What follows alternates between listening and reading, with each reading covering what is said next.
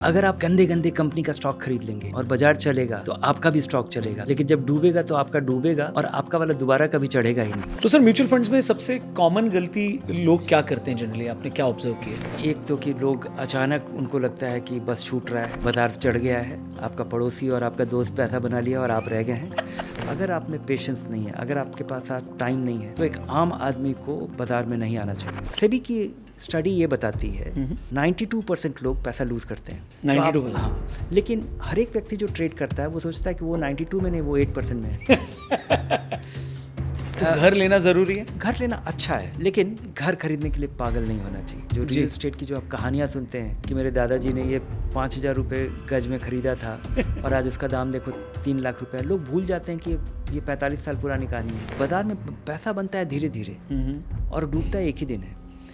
ये जो बाजार का जो रफ्तार है वो ऐसा ही है कि मतलब आप सीढ़ी से चढ़ते हैं और लिफ्ट से उतरते हैं, और जब लिफ्ट से उतरते हैं तो आपका पूरा पूंजी गायब हो जाता है। कौन सा एक व्यक्ति है जो आपको सबसे ज़्यादा इंप्रेस करता है भारत के बाजार को अगर देखा जाए तो? अगर मैं बिजनेस के टर्म्स में देखा जाए तो मुझे नारायण मूर्ति बहुत इंस्पायरिंग लगते हैं। और मुझे लगता है कि कोई भी आदमी गलत जानकारी भी दे करके अगर म्यूचुअल फंड प्रमोट करता है ना, तो लोगों का फायदा हो जाता है। क्योंकि जो इंडिया में सबसे खराब म्यूचुअल फंड है उसमें 20 साल के SIP का नतीजा ये है कि वो पब्लिक प्रोविडेंट फंड से 1.5 गुना रिटर्न दे पाया। 70 के दशक में हमारे यहाँ टैक्स रेट 98% होता था। तो आप कारोबार चले आइए, सामान बेचिए, मुनाफा कमाइए, और जो मुनाफा हुआ है उसका 98% टैक्स है। सर मार्केट को आपने 800 से 80,000 तक जाते हुए देखा है। जब आप क्रिप्टो में इन्वेस्टमेंट की बात सुनते हैं और आज की जनरेशन उस पर ज़्यादा बुलिश होती है, तो आप जनरली उनको क्या सुझाव देते हैं? मैं उनको सुझाव नहीं देता हूँ। आपने क्रिप्टो में इन्वेस्ट नहीं किया? कभी नहीं, मैं उसके बारे में सोचता ही नहीं हूँ। मुझे लगता है कि ये बहुत ही हैरानी की बात है कि लोग क्रिप्टो के बारे में इतना एक्साइटेड हैं, और बड़ी हैरानी की बात है कि क्रिप्टो चल रहा है।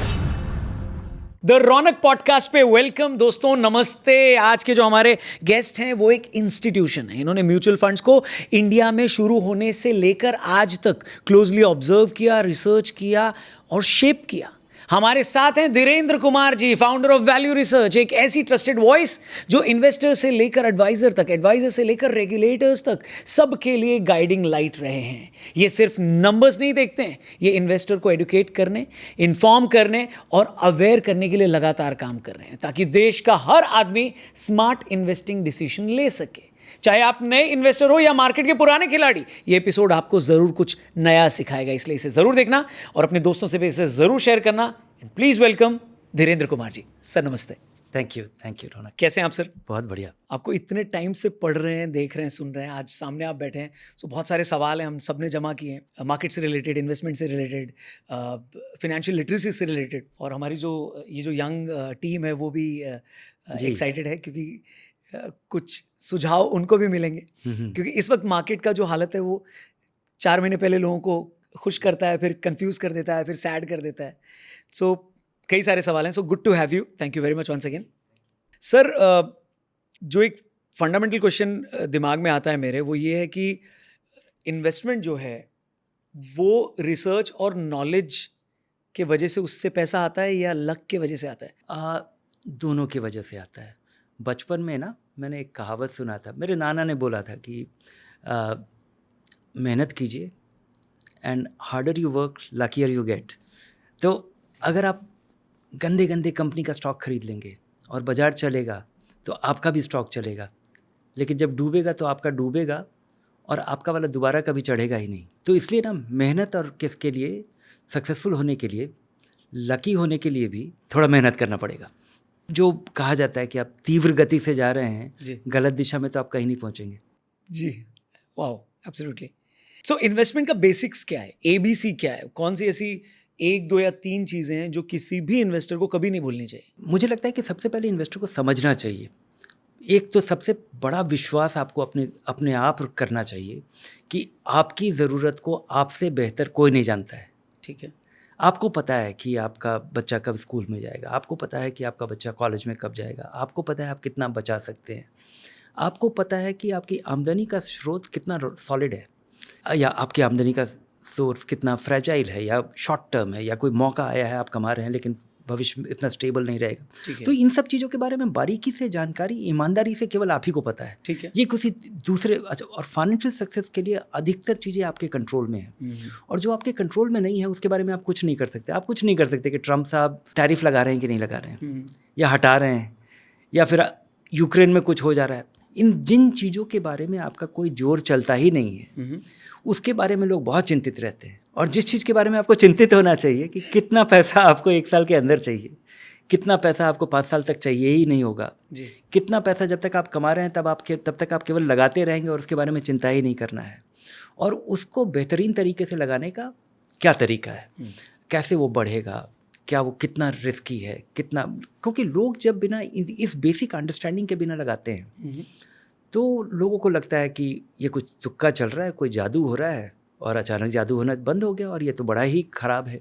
आप सब चीज़ें आपके प्लान के तहत होनी चाहिए, ना कि बाज़ार के प्लान के तहत। क्योंकि होता क्या है कि जब बाज़ार चल पड़ता है तो लोग एक्साइटेड होते हैं, क्योंकि किसी का दोस्त बना रहा है, किसी का पड़ोसी बना रहा है, लोग पार्क में टहलते हुए सुबह इसके बारे में बात करते हैं, तो व्हाट्सएप ग्रुप पे आजकल ये चर्चा चल रही होती है, और आपके ऊपर एक बड़ा प्रेशर बन जाता है कि आप तो बड़े बेवकूफ़ आदमी, अगर आपने बाज़ार में पार्टिसिपेट नहीं किया तो आप अनाप शनाप किसी तरह से जाकर के आपको जो समझ में आता है। और बाज़ार के बारे में ये जो भ्रम बना हुआ है जी, कि बाज़ार कोई बड़ा सा गेम है इसमें, और ये 9:30 बजे खुलता है, और बॉल बाय बॉल कमेंट्री देने के लिए 5 चैनल हैं जी देश में, और ये 3:30 बजे तक लगे रहते हैं। अचानक इसमें 1:30 बजे ना 2:30 फैक्टर आता है, तो क्लोजिंग बेल आता है, तो कुछ आता है, तो इसमें ये उन लोगों का पेशा है। मैं भी उसका भागीदार हूँ, मैं शिकायत नहीं कर रहा हूँ। लोगों को समझना चाहिए कि उनका कारोबार है कि वो बाज़ार के बारे में कमेंट्री करेंगे, वो बाज़ार में लोगों को बताएंगे और प्रिटेंड करेंगे, या आपको बताएंगे कि ये कोई बहुत बड़ा भारी एक्सपर्टीज चाहिए। डे टू डे बेसिस पे जो बाज़ार में मूवमेंट है उसका रीज़न ढूंढना असंभव है, और लंबे समय में किसी कंपनी का अच्छा करना, वो मुझे लगता है कि काफ़ी हद तक आप प्रिडिक्ट कर सकते हैं। ठीक है। या आप मान सकते हैं कि ये अच्छा नहीं करेगी, या नहीं करेगी तो क्या क्यों होगा, अच्छा करेगी तो क्या होगा, और 2-4 साल का तो विज़न बन ही सकता है, आपके पास व्यू बन जाता है, और बशर्ते कि आप उसके बारे में जानें, उसके बारे में समझें। लोग दाम देख करके कंपनी का शेयर खरीदते हैं, ओके, इसके बजाय कंपनी करती क्या है और भविष्य में कैसा करेगी, ये आधार होना चाहिए। आप कंपनी के मालिक बन रहे हैं, आप कंपनी में स्पेकुलेट करने के बजाय आप कंपनी के ओनर का नज़रिया रखेंगे तो तुरंत ये सिचुएशन, आपका इन्वेस्टिंग का कॉन्टेक्स्ट बदल जाता है। दूसरा जो एक बेसिक चीज़ मुझे लगता है कि लोगों को समझना चाहिए, क्योंकि इस इन्वेस्टिंग और सेविंग्स और इससे पहले एक चीज़ आता है कि बहुत सारे लोग पैसा लालच में गंवा देते हैं। कोई आता है और बोलता है कि आपका पैसा 5 गुना हो जाएगा, ये हो जाएगा, वो हो जाएगा, कुछ जादुई चीज़ बताता है लोग, और ये आए दिन होता रहता है। अधिकतर समय स्टॉक मार्केट में भी कोई आके बोलता है कि हम आपका 3 महीने में पैसा डबल कर देंगे, और चलते बाजार में कई बार आपको किसी से पता चलता है कि हाँ उसका हुआ भी था। अब वो सच है कि झूठ है कि आप वेरीफाई नहीं करते हैं। मुझे लगता है कि ये बेसिक चीज़ की too good to be true, तो ये सच नहीं होगा। और दूसरा चीज़ कि कोई भी इन्वेस्टमेंट अगर दुनिया में है तो ब्रॉडली 3 तरीके का चीज़ होता है। आप या तो पैसा किसी को उधार दे रहे हैं, या आप कोई एसेट खरीद रहे हैं, ठीक है, या किसी कंपनी का पार्ट एसेट खरीद रहे हैं। अब जब आप मकान खरीदते हैं या फ्लैट खरीदते हैं तो एक आप एसेट खरीद रहे हैं, आप इस उम्मीद में खरीद रहे हैं कि उससे आपको किराया मिलेगा, या आपका किराया बचेगा, वो आप उसमें रहेंगे, या फिर कुछ अप्रिसिएशन भी होगा। आप जब पब्लिक प्रोविडेंट फंड में पैसा लगाते हैं, बैंक में फिक्स डिपॉजिट करते हैं, तो आप उसको पैसा उधार दे रहे हैं, आप किसी भी तरह का चांस नहीं ले रहे हैं। एक सर्टेन पीरियड में आपको इंटरेस्ट मिलता रहेगा, और एक सर्टेन पीरियड के बाद आपका कैपिटल वापस हो जाएगा, ठीक है, और वो जितनी सुरक्षित होगी उतना कम रिटर्न आपको मिलेगा। जैसे जैसे वो कम सेफ होता जाएगा उतना उतना आपका ब्याज बढ़ता जाएगा। ये रिस्क प्रीमियम है। कंपनी का शेयर आप जब खरीदते हैं तो आप कंपनी के मालिक बन रहे हैं। कंपनी अच्छा करेगी तो आपका फ़ायदा होगा, कंपनी ख़राब करेगी तो आपका नुकसान होगा। मकान खरीद रहे हैं, एसेट खरीद रहे हैं, तो एक अलग चीज़ होगा। अगर इतना आपको समझना चाहिए कि आप क्या कर रहे हैं। अगर ये भी आप नहीं समझ रहे हैं, आप केवल ये कर रहे हैं कि दोस्त में को देने से ये 3 गुना होगा, तो आपको आपके पैसे की चिंता आपको खुद करनी चाहिए। सबका पैसा बहुत मेहनत का है जी। अगर आपका इनहेरिटेंस का भी है तब भी वो किसी और के मेहनत का है, आपके पूर्वजों के मेहनत का वो पैसा है, और उसको बचाना, उसको संभालना, और उसको फिजूल मतलब उसको बर्बाद नहीं होने देना, उसको प्रिजर्व करना और उसको ग्रो करना, ये आपकी जिम्मेवारी है। सर आपकी जर्नी जानना चाहेंगे, व्हेन डिड यू स्टार्ट, कब आपको लगा कि बाज़ार के बारे में और ज़्यादा जानना चाहिए, पढ़ना चाहिए? बाज़ार के बारे में मैं जाना पढ़ा क्योंकि वो मेरी पढ़ाई ऐसी हो रही थी। ठीक है।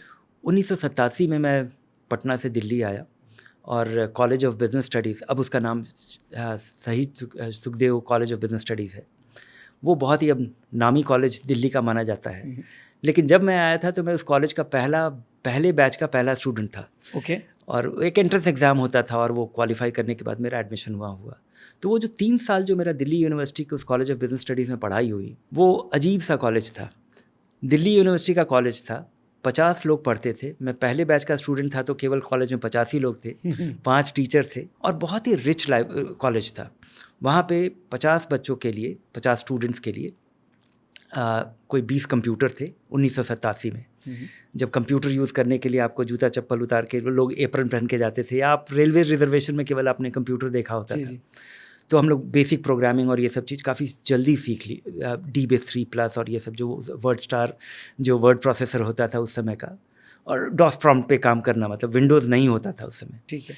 तो उस समय से तो ये एक मेरा एक फाउंडेशनल जो पढ़ाई है वो बहुत ही मैं बहुत फॉर्चुनेट था कि मैं बिज़नेस की पढ़ाई में इंटरेस्टेड था, पढ़ाई करने आया। एक कॉलेज को मैं उम्मीद कर रहा था कि शायद इस साल खुल जाएगा और मेरे 12th पास करने के बाद वो खुल गया और मैं आ गया। और 3 साल जो पढ़ाई की, तो ये कॉलेज दिल्ली यूनिवर्सिटी के कैंपस में नहीं था, ये दिल्ली के एक गाँव में विवेक विहार में था। उस समय वो गांव ही था क्योंकि बीच बीच में खेती हुआ करता था। ठीक है। वहाँ पहुँचने के लिए खेतों के बीच में से एक सड़क जाती थी जो कड़कड़डुमा से आगे है। 1987 की बात है। 1987 की मैं बात तब भी डायपर ही पहन रहा था। अच्छा।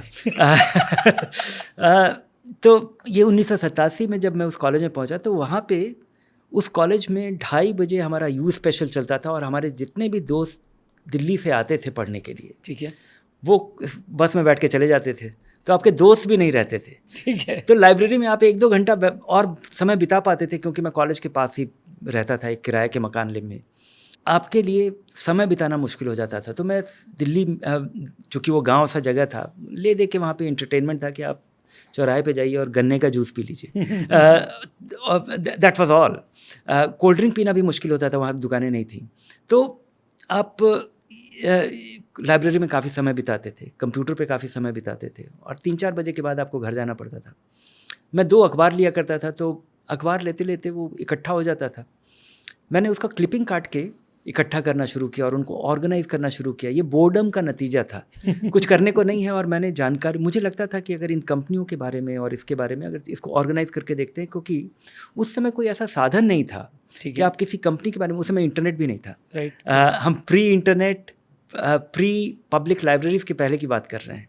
तो अगर आपको किसी कंपनी के बारे में, अगर आपके पास एक डोजियर इकट्ठा हो जाए, 2-3 साल का जानकारी अगर आपके पास, समझिए कि मैं अपना एक कंपनी सर्च का, कंपनी के इन्फॉर्मेशन का एक डोजियर बना रहा था, बन गया एक्सीडेंटली उस बोर्डम की वजह से। काट करके, मैं छाँट करके हर एक कंपनी का एक फ़ाइल बन गया और 3 साल में वो बड़ा वैल्यूबल हो गया। उन कंपनियों में से मैंने छाँट करके पब्लिक सेक्टर कंपनीज़ पे एक एक लिखा उन्हीं जानकारी के आधार पे। वाओ। और मैंने कोशिश की कि उस समय चर्चा थी, शोर हो रहा था 1990-91 में कि पब्लिक सेक्टर कंपनी का डिसइन्वेस्टमेंट होगा। और उस समय मैं जब BBC वगैरह सुना करता था तो मुझे लगता था कि आपको पता नहीं ध्यान है कि नहीं, शायद जानकारी है कि नहीं, मुझे लगता था कि सरकारी कंपनियों का प्राइवेटाइजेशन देश में स्टॉक मार्केट के लिए और लोगों के लिए और निवेशकों के लिए बहुत बड़ा अपॉर्चुनिटी है। इंग्लैंड में कोल माइंस को प्राइवेटाइज किया गया था। ठीक है। ये जो ब्रिटिश एयरवेज आजकल हम देखते हैं जी, इसका नाम था BOAC, British overseas Airways corporation.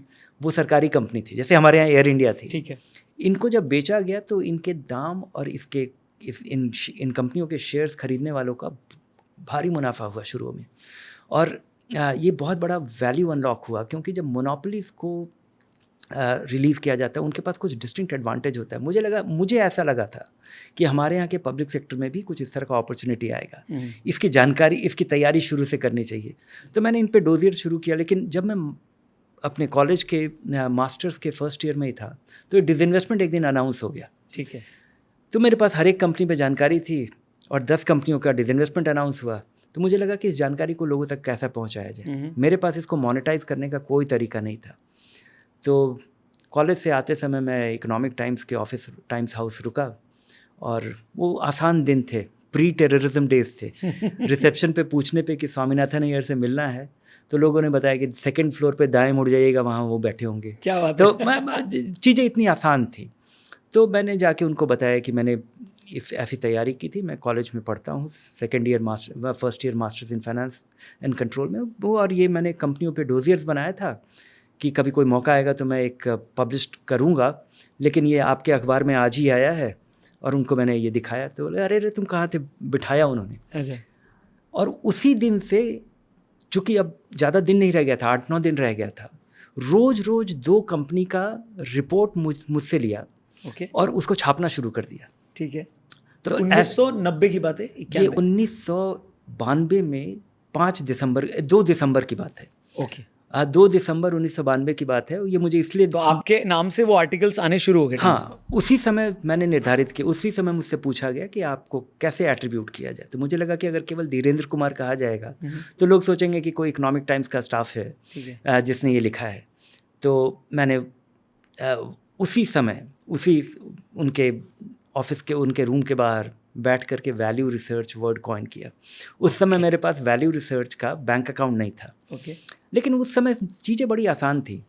आपको वैल्यू रिसर्च का बैंक का खाता खोलने के लिए एक रबर स्टैम्प बनवाना होता था। ठीक है। और खाता खुल जाता था। तो जब मेरे पास इकोनॉमिक टाइम से उन 10 कंपनियों के बारे में जब रिपोर्ट जो छपा, उसका पैसा मिला और चेक मिला, तो तब जाके मैंने बैंक अकाउंट खोला। कितने पैसे मिले थे सर? उस समय के हिसाब से बहुत ज़्यादा थे, क्योंकि उस समय मेरा दिल्ली में रहने का खर्चा करीब 600-700 रुपये महीना होता था। मुश्किल से, लेकिन 600-700 रुपये में मेरा गुजारा होता था। लेकिन और वो मुझे हर एक आर्टिकल के लिए करीब 1100 रुपये मिला था। तो वो मेरे लिए लॉटरी था। एक बड़ी पूंजी, मतलब अगर आपको 10-12 हज़ार रुपये मिले तो वो एक बड़ा अनयूजुअल एक्सपीरियंस था। लेकिन उससे भी बड़ा एक्सपीरियंस क्या हुआ कि जब मेरे कॉलेज में प्रोफेसर्स ने जाना कि ये जो स्टूडेंट बैठता है इसका सीरीज़ आ रहा है अखबार में, तो वो जो एक 20-21 साल की उम्र में जो किक मिलता है, जी। वो उसका आकलन करना बड़ा मुश्किल है। करेक्ट। उससे आपका कॉन्फिडेंस बढ़ जाता है, आप अपने बारे में आप मेहनत करने के लिए, और एक मेहनत करके इंटेलेक्चुअल प्रॉपर्टी को स्केलेबल तरीके से मार्केट करके और मोनेटाइज करके आपने पैसा बनाया। और एक उसका एक दूसरा साइड इफेक्ट हुआ, जब 2nd राउंड इन्वेस्टमेंट का हुआ तो मैं फिर दोबारा पहुंच गया 3-4 महीने के बाद, और वो सीरीज़ आना शुरू हो गया फिर से अलग अलग कंपनियों पे। इस बार 20 कंपनियों का हो रहा था। तो उसमें बहुत सारे, उस समय FIIs को परमिट कर दिया गया था भारत में निवेश करने के लिए। तो बहुत सारे FIIs दिल्ली में आए, कैपिटल इंटरनेशनल, मॉर्गन स्टैनली। उस समय इनका म्यूचुअल फंड नहीं हुआ करता था। ठीक है। ये FIIs थे जो इंडिया में इन्वेस्ट करने की शुरुआत कर रहे थे। ठीक है। तो ये लोग दिल्ली में आए और बड़े बड़े होटल में रुके, और इनको पता चला कि एक कोई वैल्यू रिसर्च है जो कि ये सीरीज़ इकोनॉमिक टाइम्स में चला रहा है। तो उन लोगों ने इकोनॉमिक टाइम्स में इंक्वायरी किया, तो बोला कि हाँ, एक वो लड़का आता है 2-3 बजे करीब जो कि कर रहा है। उस समय फ़ोन नहीं हुआ करता था, और उस समय मेरे पास फ़ोन नहीं था। मैं एक सिंगल बेडरूम के घर में अकेले रहता था विवेक विहार में। तो जब अगले दिन पहुंचा तो लोगों ने बताया कि आपके लिए बहुत सारे फ़ोन्स आए थे और लोग आपको ढूंढ रहे हैं, और एक आदमी ने आपके लिए डिटेल्स भेजा। तो मेरा वो पहला एक अनयूजुअल एक्सपीरियंस हुआ कि एक FII से मैं मिलने के लिए पहली बार दिल्ली में एक 5 स्टार होटल में गया। ठीक है। बस में चढ़ के, तो DTC बस से, और हमारे पास 12.5 रुपये का पास हुआ करता था। तो मैं हैथ रीजेंसी होटल पहुंचा और मिला। ये रिंग रोड वाला? हाँ, यहाँ पे। और मिलने में उन लोगों ने मुझसे बहुत सारे सवाल पूछे, और चूँकि अगले दिन उनको बिड करना था इन कंपनियों के बारे में, इन कंपनियों के शेयर्स के लिए डिपार्टमेंट ऑफ पब्लिक एंटरप्राइजेस में। तो मेरा एक तरह से 2-3 घंटे का इंटरव्यू लिया गया इन कंपनियों के बारे में कि भारत पेट्रोलियम कैसा है, स्टील अथॉरिटी कैसा है, इसके एडवांटेजेस क्या है, क्या नुकसान हो सकता है। तो चूँकि मैंने इन रिपोर्ट्स पे काम किया था, पढ़ा था, और 3 साल का क्लिपिंग था, और एक डिपार्टमेंट ऑफ पब्लिक एंटरप्राइजेस का एक सर्वे आया करता था, वो मैं जैन बुक एजेंसी से ख़रीद करके, और उसके बारे में भी 4-5 साल का फाइनेंशियल्स इकट्ठा करके, तो मैं इनको बहुत बारीकी से बता पा रहा था कि इस कंपनी का EPS कितना है, टाटा स्टील से कैसे कंपेयर करता है। मुझे विदेशी कंपनियों के बारे में जानकारी नहीं थी, ठीक है। लेकिन ये जानकारी का नतीजा ये हुआ कि वो लोग कुछ नहीं जानकारी के आधार के बजाय वो लोग कुछ जानकारी के आधार पे ये सब चीज़ बिड कर पाए। और फिर उन लोगों ने पूछा कि आपके पैसे कितने हुए, आप घंटे का कितना लेते हैं। तो मेरे लिए तो मिलना ही काफ़ी बड़ा एक्नॉलेजमेंट था, या मुझे मज़ा आ रहा था कि आपके काम के लिए आपको ये एक्नॉलेज किया जा रहा है। ये एक बहुत बड़ा अप्रिसिएशन था। तो मेरे लिए वो पहला एक्सपीरियंस था जब मेरे बैंक अकाउंट में $5,000 $10,000 का रेमिटेंस क्रेडिट हुआ। बाद में $5,000 $5,000 1992 में 93 मिड में, अप्रैल में जब सेकेंड राउंड ऑफ डिसइन्वेस्टमेंट हुआ। तो वो मेरे लिए, पर उस समय डॉलर भी शायद 14-18 रुपये का था। तो ये सारा इनिशियल एक्सपीरियंस था, और ये मेरे लिए बहुत ही सिग्निफिकेंट पैसा था, क्योंकि ये जो इसके वजह से मेरे पास एक कैपिटल हो पाया, और मुझे अचानक लगा कि मेरे पास बहुत कैपिटल है और इसको वाइजली कैसे ऑर्गेनाइज़ किया जाए। तो मेरे लिए जो शुरू का कैपिटल चाहिए था, वो फाइल चाहिए था, एक फैक्स मशीन चाहिए था, एक फ़ोन लेना था। उन दिनों शायद जब आप डायपर में थे 1986 में, तो आपको 87 में, तो आपको पता नहीं होगा। दिल्ली में टेलीफोन कनेक्शन ईस्ट दिल्ली में लेने के लिए वेटिंग पीरियड 10 साल का था। 10 साल। और 10 साल ही नहीं, उसके बहुत सारी कहानियाँ हैं। 10 साल का था, और अगर आप टेलीफोन लाइन किसी से, और मार्केट उसका होता था कि आप किसी को 10-20 हज़ार रुपये दीजिए तो वो अपना टेलीफोन आपको ट्रांसफ़र कर देगा। तो ट्रांसफ़र भी हुआ करता था। तो मैंने खैर मुझे ट्रांसफ़र पैसा दे करके नहीं, एक मेरे मित्र ने मुझे बोला कि मेरा घर पटपड़गंज में है, आप मेरा फ़ोन रख लीजिए, और जब मैं आऊँगा यहाँ रहने के लिए रिटायरमेंट के बाद तो मैं आपसे ले लूँगा। तो ऐसा ही हुआ, उन्होंने मुझे दिया। लेकिन मैं उस ज़माने आपको कॉन्टेक्स्ट वो पेंट कर रहा हूँ कि वो समय कैसा था। उसी टेलीफोन लाइन पे मैंने फैक्स मशीन लगाया हुआ था, और फैक्स मशीन के लिए MTNL से अलग लाइसेंस लेना पड़ता था। ओके। तो अगर टेलीफोन एक्सचेंज से किसी ने फ़ोन किया और अगर आपके वो टेलीफैक्स पे फैक्स मशीन पे अगर वो स्विच कर गया, तो वो लोग आपको फ़ाइन किया करते थे कि ये गैरकानूनी। और ये टेक्नोलॉजिकली पॉसिबल था, मतलब, और इसमें कोई गैरकानूनी चीज़ थी नहीं। कोई आदमी आपसे बात करने के बजाय उसी लाइन पे आज अगर कोई बोलेगा इस तरह की बात कि आपको 10 साल के लिए 10 साल वेट करना है फ़ोन के लिए, और टेलीफैक्स पे अगर आप टेलीफोन लाइन पे बिना लाइसेंस लिए हुए अगर फैक्स आ जाता है तो आपको फ़ाइन किया जाएगा, तो आपको हंसी आएगी। सही बात। लेकिन ऐसा था। और तो ये शुरुआती दौर था, ये एक्सीडेंटल शुरुआत थी कि मेरे पास बहुत सारी कंपनियों पे जानकारी थी, और ये मुझे इकोनॉमिक टाइम्स में मुझे इसका पूरा जो एक्सपीरियंस था, इसके 3-4 बड़े इसका 3-4 बड़ा असर हुआ। ठीक है। एक तो मुझे लगा कि जानकारी के आधार पे आपके डिसीजन लेने का बड़ा वैल्यू है। जानकारी इकट्ठा करना ही उस समय बहुत बड़ा चैलेंज था, जानकारी उपलब्ध नहीं थी। और तीसरा चीज़ कि किसी ज़रिए से आप बड़े लोगों तक पहुंच पाते हैं, तो आपका रेपुटेशन ओवरनाइट बहुत मल्टीपल टाइम्स बढ़ जाता है, जो आज डेमोक्रेटाइज हो गया। लेकिन उस ज़माने में आप सोचिए कि आपको निवेशकों तक पहुंचने के लिए इकलौता ज़रिया इकोनॉमिक टाइम्स था। करेक्ट। और इकोनॉमिक टाइम्स का दाम उस समय 10 रुपये हुआ करता था। ओह। सोचिए, अगर मैं दिल्ली में 700 रुपये में रह पाता हूँ और एक दिन का अखबार अगर 10 रुपये का है, तो 300 रुपये महीने का तो आपका अखबार का बिल होता है। तो और बाकी अखबारें भी 10 रुपये की ही थी। बिजनेस स्टैंडर्ड और फाइनेंशियल एक्सप्रेस पब्लिश होनी शुरू हो गई थी। तो और एक और अखबार आया करता था, business and political observer. Okay. तो ये 4 बिजनेस अखबार हुआ करते थे, और मैं लाइब्रेरी में पढ़ता था इनके।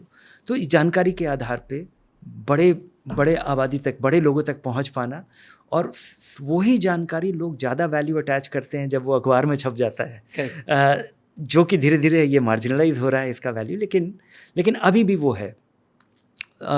तो इसका नतीजा ये हुआ कि ये एक बिज़नेस मॉडल हो सकता है। फिर 1990 में मैंने अपने पेरेंट्स को एक फ़िक्स डिपॉज़िट, मेरी माँ टीचर हैं और मेरे पिताजी एक सेंट्रल गवर्नमेंट ऑफिसर थे, तो ये लोग कंजर्वेटिव, मेरे पिताजी का चूँकि देश भर में ट्रांसफ़र होता रहता था, मैं आसाम में और वेस्ट बंगाल में और अलग अलग जगह बड़ा हुआ हूँ, और फिर ग्रेजुएशन करने के लिए दिल्ली आया। तो ये लोग कंजर्वेटिव लोग थे जो कि बैंक में, जो कि मार्केट से कुछ लेना देना नहीं था और करना संभव भी नहीं था।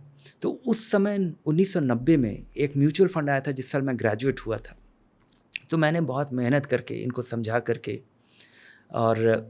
के एक्सप्लेन करके और इनका पैसा मैंने एक एसबीआई म्यूचुअल फंड का एक स्कीम आया था, मैग्नम मल्टीप्लायर स्कीम 1990। और ये हर्षद मेहता वाला ही दौर था? हर्षद मेहता के पहले। 1990। ठीक है। हर्षद मेहता का जो पीक था वो मई 1992 में हुआ था। ठीक है। तो ये 1990 अगस्त की बात है। ठीक है। जब ये स्कीम लॉन्च हुआ और मैंने उनका पैसा फिक्स डिपॉजिट का तोड़वा करके इसमें लगा दिया और उसके बाद फिर great Indian scam, Harshad Mehta वाला स्कैम की शुरुआत हुई, जब कंपनियों का दाम दुगना 4 गुना होने लग गया। 1990 में सेंसेक्स हमारा करीब शायद 800-900 या 1000 पे था और जो कि 4000 हो गया 2 साल की अवधि में। उसके तुरंत पहले शायद 700-800 पे था। उसी समय ये जो मैग्नम मल्टीप्लायर स्कीम में जो लगाया हुआ पैसा था, उस समय के म्यूचुअल फंड अलग होते थे। उस समय के म्यूचुअल फंड सारे क्लोज्ड एंड हुआ करते थे। आप एक खास समय के लिए ये फंड खुला है, उसमें पैसा लगा दीजिए, ये आपका पैसा लग गया। अब ये 8 साल की, ये फिक्स डिपॉजिट के टर्म की तरह ये है कि जब 8 साल के बाद जो जितना भी पैसा बढ़ेगा वो आपको मिल जाएगा। इस बीच में हो सकता है कि म्यूचुअल फंड आपको कोई डिविडेंड दे दे। ठीक है। अगर आपको बीच में पैसे की ज़रूरत पड़ी तो इसको आप स्टॉक एक्सचेंज में बेच सकते हैं। स्टॉक एक्सचेंज में इसका दाम जो है वो 10 रुपये लगाया हुआ, उसका दाम हो गया 160 रुपये। जब 160 रुपये हुआ तो मैं बड़ा हैरान हुआ कि ये 1-1.25 साल में ही ये 16 गुना कैसे हो सकता है। तब मैंने इसके बारे में जानकारी हासिल करने कोशिश की कि इसके बारे में, तो मेरे पास क्लिपिंग्स था, तो मैंने क्लिपिंग में से एसबीआई म्यूचुअल का जो एनएवी अखबार में छपता था उसको एक जगह इकट्ठा किया, तो पता चला कि इसका एनएवी करीब 16 रुपया है या 17 रुपया है। फिर मैं किसी तरह जानने की कोशिश की कि इसका एनएवी अभी क्या होगा, क्योंकि उस समय म्यूचुअल फंड का जो एनएवी था वो रोज़ शाम को नहीं आया करता था। ठीक है। ये म्यूचुअल फंड का एनएवी हर 3 महीने पे आया करता था। और वो भी 3 महीने, मतलब 31 मार्च, 30 जून, सितंबर और दिसंबर का जो ये एनएवी है, ये अगले 2 महीने में कभी किसी छोटे से अखबार में छप जाया करता था। ठीक है। तो ये जानकारी इकट्ठा करना, तो मैं जानकारी इकट्ठा करना शुरू किया और मैंने देखा कि सेंसेक्स की तुलना में इस फंड का क्या कनेक्शन है। तो मुझे लगा कि इसका दाम बहुत बड़ा होगा तो 20 रुपये हुआ होगा। तो मैं तुरंत ट्रेन का टिकट कटा के मैं पटना पहुंचा और अपने पेरेंट्स को बोला कि ये हम लोग का लॉटरी खुल गया है, इसको हम लोग बेचते हैं। उस समय स्टॉक ब्रोकर्स जो थे वो 5 लाख रुपए का मैग्नम मल्टीप्लायर स्कीम बेचने का हमें हिम्मत नहीं हो रही थी। उस समय वो कैश का कारोबार था। ये लगा हुआ था बैंक से पैसा, और जब आप 500 अगर मैग्नम मल्टीप्लायर स्कीम बेचते थे और 1600 रुपये इसका दाम, 160 रुपये इसका दाम था, तो जो 500 रुपये का, जो 500 यूनिट्स का जो पैसा आता था वो नगद आता था। ठीक है। तो बड़े हैरान मेरे लिए ये सब चीज़, ये पहला एक्सपीरियंस था। उसके पहले हमने ना शेयर खरीदा बेचा था, तो हम लोगों ने छोटे छोटे लॉट में बेच करके और सारे पैसे को बैंक में जमा किया है। तो 1 लाख का 16 लाख हो गया। 1 लाख का 16 लाख विड्रॉ करके वापस बैंक में डिपॉजिट कर दिया। जी, ठीक है। और फिर उस समय वो बहुत आसान टाइम था उस समय। तो अगर आज के हिसाब से कैलकुलेट करें सर, तो 16 लाख रुपए आज कितने होंगे? अलग अलग चीज़ों में अलग अलग दाम है। जैसे टेलीफोन का दाम देखिएगा तो कम हो गया है। अगर आप उसको पैसे की वैल्यू के हिसाब से, सोने के टर्म्स में देखिएगा तो अलग हो गया। लेकिन अगर सेंसेक्स के टर्म्स में देखिएगा तो बड़ा सिंपल है। अगर उस समय 4000 पे सेंसेक्स था तो आज 80,000 पे है। ठीक है। 20 गुना। अगर उसको देखते हैं तो नहीं, ये तो और वो एक्सट्रीम था। ठीक है। तो उस समय बेचने का नतीजा, लेकिन ये मैग्नम मल्टीप्लायर स्कीम स्कैम का भी स्कैम था।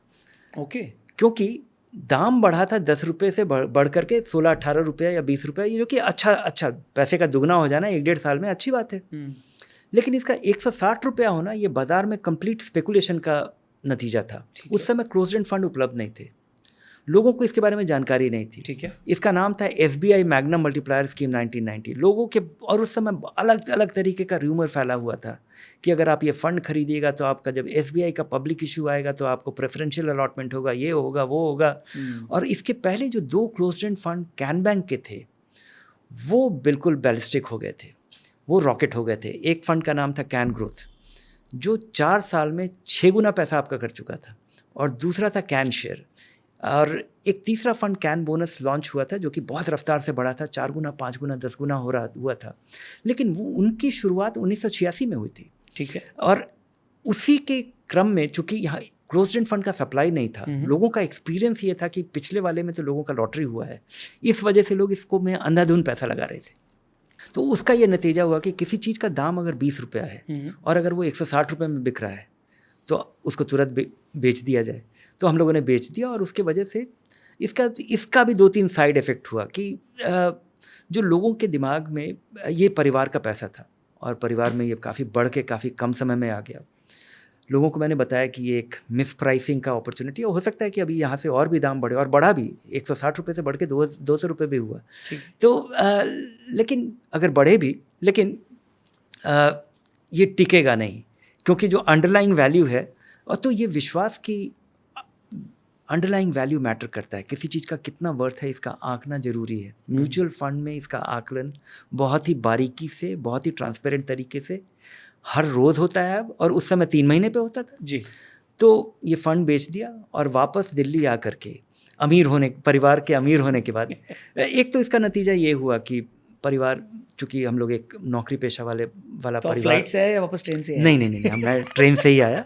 और उस समय ये दिमाग में गुजरा भी नहीं कि फ़्लाइट से आना चाहिए, या रातों रात अमीर होने का एहसास नहीं हुआ। मुझे लगा कि ये परिवार के लिए बहुत ही ज़रूरी सिग्निफिकेंट अपॉर्चुनिटी है, और हम लोग 4 भाई बहन में से 3 भाई बहन पढ़ रहे थे अभी, तो ये बहुत ही क्रिटिकल पैसा था। और मैंने देखा कि ये पैसा जो है, जो बाज़ार में हर लोग गेम के नज़रिए से देखते हैं, उसके बजाय ये लोगों के लाइफ में बहुत ही मीनिंगफुल और सिग्निफिकेंट रोल प्ले करता है। आप अपनी बेटी की शादी कैसे करेंगे, आपके बच्चे पढ़ाई कैसे करेंगे, उसके बारे में आप इमेजिनेटिव हो जाते हैं। उसके पहले आप अपने कंस्ट्रेंट्स में सोचते हैं। सही बात है। और उस कंस्ट्रेंट से निकल करके आप डिफरेंट तरीके से सोचना शुरू कर देते हैं। तो मैंने परिवार में ये बदलाव, मेरे पिताजी सोच रहे थे कि रिटायरमेंट के बाद वो पैसा मकान बनाएंगे। उन्होंने सोचा कि नहीं, मकान अभी ही बना लेते हैं। तो छोटी छोटी चीज़ें जो कि परिवार के लिए काफ़ी इम्पॉर्टेंट थी, वो मुझे दिखा कि ये काफ़ी इम्पैक्टफुल इसका ये है। इसका मेरे लिए नतीजा ये हुआ कि मैं वापस आकर के मैंने सारे म्यूचुअल फंड का NAV एक जगह एक एक्सेल के स्प्रेडशीट में इकट्ठा किया। नाम, शुरुआत का दिन, उसका रिडेम्पशन डेट और NAV, ये चीज़ इकट्ठा कर, उस समय 80 फंड लिस्टेड थे, जिसमें से कि 8-10 ही इक्विटी के थे। ओके। और तब मैंने देखा कि सबका दाम अनाप शनाप है, और उसका NAV सबका 1/10 है, 1/8 है, 1/15 है। तो मैंने इसका एक स्कोर कार्ड बनाया, और अब 2 बार पब्लिक सेक्टर डिसइन्वेस्टमेंट के बाद मेरी स्वामीनाथन अय्यर से परिचय हो गया था। तो मैं ये स्कोर कार्ड छाप करके मैं उनके ऑफिस में तीसरी बार पहुंचा और बोला कि ये देखिए, ये तमाशा हो रहा है, इसका दाम 10 रुपये है, 20 रुपये है, और लोग इसको ख़रीद रहे हैं 200 रुपये में। जब भी बाज़ार को ये पता चलेगा, ये लोगों को जानकारी देना हमारी जिम्मेवारी है। ये जानकारी के अभाव में लोग ये कर रहे हैं। तो अगर ये हम लोग ये छापते हैं, तो ये बाज़ार में जो ये अनाप शनाप दाम पे लोग बेच रहे हैं या ख़रीद रहे हैं, जिनको बड़ा नुकसान होगा, तो वो म्यूचुअल फंड के स्कोर कार्ड की शुरुआत हुई इकोनॉमिक टाइम्स में। हर सोमवार इन्वेस्टर गाइड में वो आना शुरू हुआ, और ये मेरे लिए एक रिकरिंग इनकम हो गया। ये जानकारी के आधार पे मेरी आमदनी शुरू हो गई। देखते देखते मैंने देखा कि सबका दाम लुढ़क गया, सब अपने NAV के पास आ गया, और NAV में के पास ही नहीं आ गया, NAV से नीचे आ गया, क्योंकि लोगों को पता चला कि अभी अगर आप NAV पे ख़रीद लेते हैं, तब भी आप बाज़ार का रिस्क ले रहे हैं कि रिडेम्पशन तक पता नहीं इसका क्या हालत होगा। तो यही फाउंडेशनल चीज़ें हैं वैल्यू रिसर्च की, जिसमें मेरा फैक्ट बेस्ड डिसीजन में विश्वास हुआ। मुझे जानकारी हुआ कि ये बहुत सारे लोगों तक पहुंचने पे आपका डेटा काफ़ी क्रेडिबल हो पाता है, और वो काफ़ी असरदार होता है। केवल अगर मैं अपने कमरे में बैठ करके अगर ये जानता, तो मैं इसका फ़ायदा तभी उठा सकता था जब मेरे पिताजी ने पैसा लगाया होता, अदरवाइज़ वो मेरे लिए इन्फॉर्मेशन यूज़लेस है जी। लेकिन ये जानकारी बहुत लोगों तक पहुंचाने का ये नतीजा हुआ कि ये मैं समझ पाया, देख पाया, और वहाँ से मैं म्यूचुअल फंड की जानकारी को प्रॉपरली ऑर्गेनाइज करके हर वीक जो छापने का काम है, इससे एक रिकरिंग इनकम जो मैं डिराइव करता था, वो मेरे सस्टेन करने के लिए बहुत बढ़िया था। क्योंकि मेरे जितने भी मित्र थे, वो मास्टर्स के बाद जो नौकरी कर रहे थे, उसमें हम जब किसी बैंक में, सिटी बैंक में या कहीं मर्चेंट बैंक में काम करने जाते थे, तो हमारा तनख्वाह 2200, 2400, 2800 रुपये हुआ करता था। ठीक है, जो टॉपर्स होते थे। और मेरी आमदनी पहले महीने से 4000 रुपये थी 1000 रुपये सप्ताह, और मेरे पास भरपूर समय था, और मैं कुछ उटपटांग काम नहीं कर रहा था। और मेरे कोई शौक़ नहीं थे, मतलब शौक़ यही था कि आप इकट्ठा कर रहे हैं, ऑर्गेनाइज़ कर रहे हैं और आप बड़ा मज़ा आ रहा था कि आपका चीज़ अखबार में छप रहा है और जी। उसका बाज़ार में असर दिख रहा है और लोगों को इसके बारे में कुछ पता ही नहीं है कि ये हो क्या रहा है, ये करता क्या है। तो ये जो इन्फॉर्मेशन गैप है और उस पे आप कैसे लिवरेज और ये आर्बिट्राज कैसे एग्जिस्ट करता है जी, इसका मुझे एहसास हुआ और यही वैल्यू रिसर्च का फाउंडेशन, और आज भी हम लोग वही कर रहे हैं। अंतर खाली ये हो गया कि उस समय जानकारी नहीं थी और बड़े मुश्किल से इसको इकट्ठा करना पड़ता था। आज के दिन जानकारी बहुत है, उसको काम की चीज़ों को ऑर्गेनाइज करके और नॉइज़ को और कूड़े को अलग करना और फोकस करना कि काम की चीज़ क्या है, किस चीज़ का क्या मतलब निकालें, फिजूल की चीज़ों में पढ़ने के बजाय get to the point, heart of the matter. Correct. आज के दिन हमारी समस्या ये हो गई है कि हर कंपनी का, हर फंड का पोर्टफोलियो रोज आता है, हर फंड का 8 वेरिएशंस अवेलेबल है, direct plan, regular plan, dividend, growth. तो उसका मतलब समझना, जो डिविडेंड है उसको रीइन्वेस्टमेंट करना, इसके प्रोसेस बनाना, इसको एक्यूरेटली नापना कि ये फ़ंड क्यों ज़्यादा बढ़ रहा है, ये फ़ंड क्यों कम बढ़ रहा है। अब आप रोज़ फंड खरीद सकते हैं, रोज़ फंड बेच सकते हैं, तो कॉन्टेक्स्ट बदल गया है।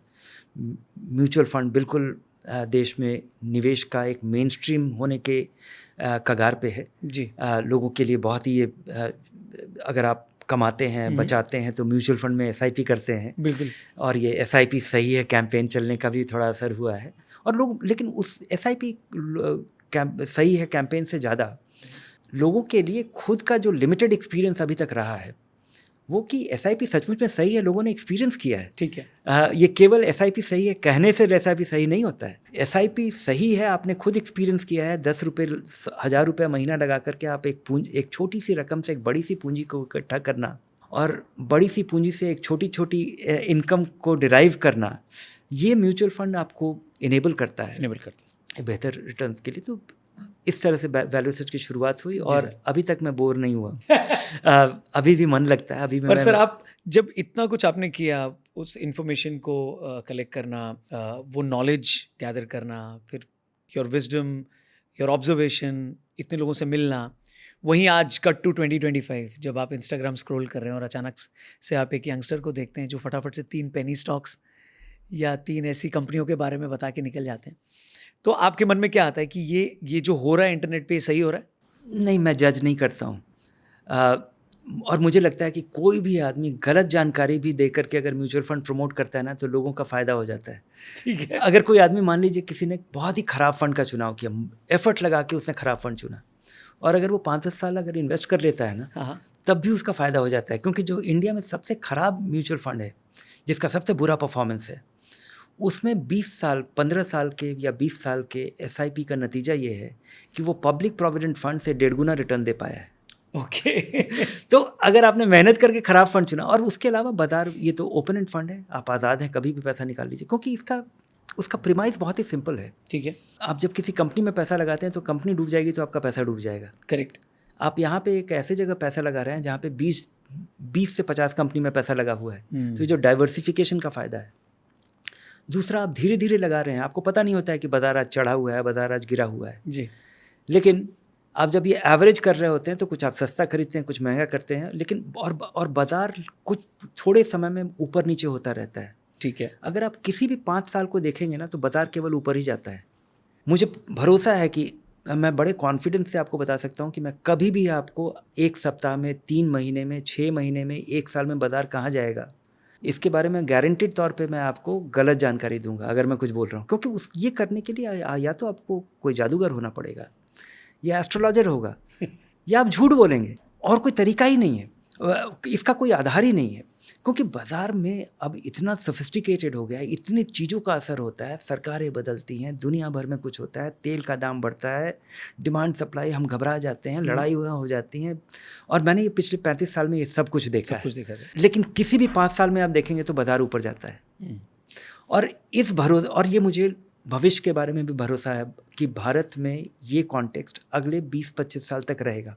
उसके बाद क्या स्थिति होगी मुझे नहीं पता है, लेकिन जब तक हमारा डेमोग्राफी, जब तक हमारा डिमांड, जब तक हमारे यहाँ जो जिस तरह का कंजम्पशन और हम देख रहे हैं और जिस तरह का एवेन्यूज़ अवेलेबल है, मुझे उम्मीद है कि ये अगले 15-20 साल तक, अनलेस कुछ ड्रामेटिक हो जाए, मुझे उम्मीद है कि 20-25 साल तक ये बाज़ार का दौर ऐसा ही रहेगा। तो सर, अभी रिसेंटली जो मार्केट में गिरावट आई है उसको देखकर बहुत सारे लोग अचानक से फिर से ये सोचने लगे हैं कि अभी गिरता ही रहेगा या ये उस स्पीड से आगे नहीं बढ़ेगा जिस स्पीड से पिछले 6 महीने या 8 महीने 1 साल पहले था।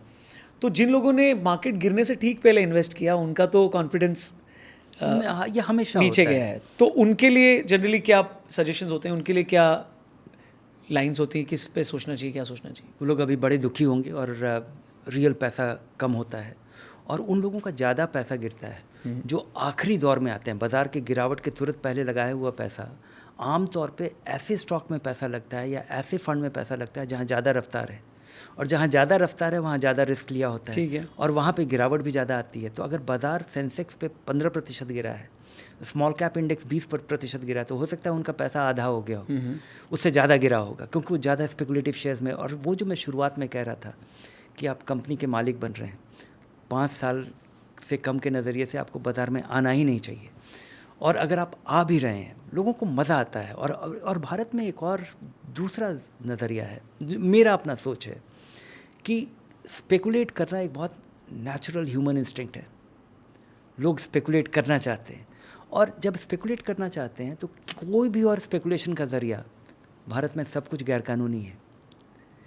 लोग अगर आप किसी भी और चीज़ में स्पेकुलेट करते हैं तो वो गैरकानूनी है, ये और ये दंडनीय अपराध है। तो ये एक ज़रिया हो जाता है लोगों के लिए, वो गैम्बलिंग इंस्टिंक्ट को। तो अगर आपको गैम्बलिंग इंस्टिंक्ट ही है तो ये आपके पैसे का 5% होना चाहिए। ऐसा होना चाहिए जिसके कि डूब जाने से, अगर आपने 5 लाख रुपए लगाया और आपका पूंजी 1-8 करोड़ रुपए का है, तो आप मान के चलिए कि अगर ये डूब जाता है तो आपको अफसोस नहीं होगा।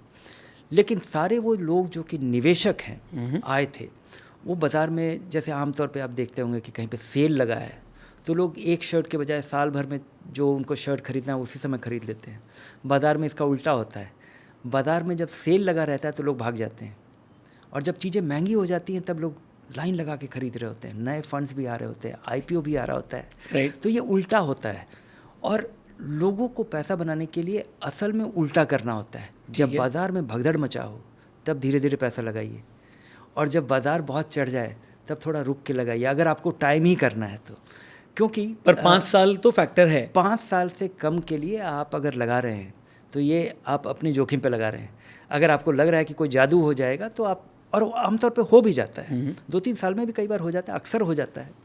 लेकिन अगर आप रेगुलर इन्वेस्टमेंट के लिए 5 साल की अवधि, मुझे लगता है कि ये आपके लिए एक सेफ़ अवधि है, क्योंकि आप डाइवर्सिफाइड पोर्टफोलियो में लगा रहे हैं। एक कंपनी से आपका फॉर्चून नहीं जुड़ा हुआ है। अगर आप किसी कंपनी में लगा रहे हैं तो उस कंपनी के बारे में खूब ठोक बजा के, छानबीन करके 3-4 चीज़ देखना होता है कि कंपनी मुनाफा कमाती है, ठीक है, मुनाफा कमाती है, मार्जिन्स हैं, ग्रो कर रही है। और अगर ये दोनों चीज़ है, ग्रो कर रही है और ये रिटर्न जनरेट कर रही है और अच्छा खासा कर रही है, 10% मार्जिन है, 20% मार्जिन है, तो जान जाइए कि ऐसा क्यों हो रहा है।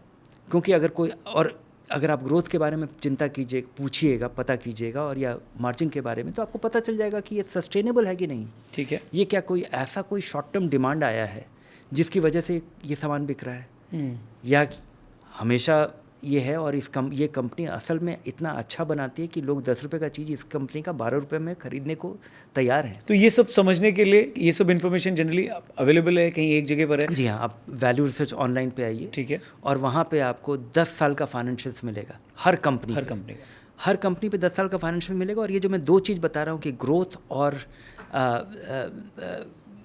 ये क्वालिटी है, ये दोनों चीज़ जानने के बाद आपको 2 चीज़ और देखना होता है कि इस कंपनी का वैल्यूएशन कैसा है, किस दाम पे बिक रही है। अगर आप 10 रुपये का कोई चीज़ है, ठीक है, और आप 30 रुपये पे खरीद रहे हैं, तो कंपनी अच्छी होगी, ग्रोथ अच्छा है, क्वालिटी अच्छा है, लेकिन आप 10 का 30 बना रहे हैं तो आपके पैसे कभी नहीं बनेंगे। ठीक है। इन्फोसिस एक बहुत ही ज़बरदस्त कंपनी है, एक ऐसी कंपनी जो कि 2000 में इसका जो पीक वैल्यू था, वहाँ से अगले 20 साल तक, अगले 12 साल तक निवेशकों का कोई पैसा नहीं बना, क्योंकि उस समय लगाने वाला व्यक्ति जो था वो ऐसे दाम पे उस शेयर को ख़रीदा जहाँ पे आप उसके वर्थ से सब्सटैंशली ज़्यादा पे खरीद रहे हैं कि अगले 7-8 साल लग गए उसको। जबकि इस पूरे पीरियड में इन्फोसिस में कोई दिक्कत नहीं थी। उस पीरियड में इन्फोसिस 3 गुनी बड़ी कंपनी हुई।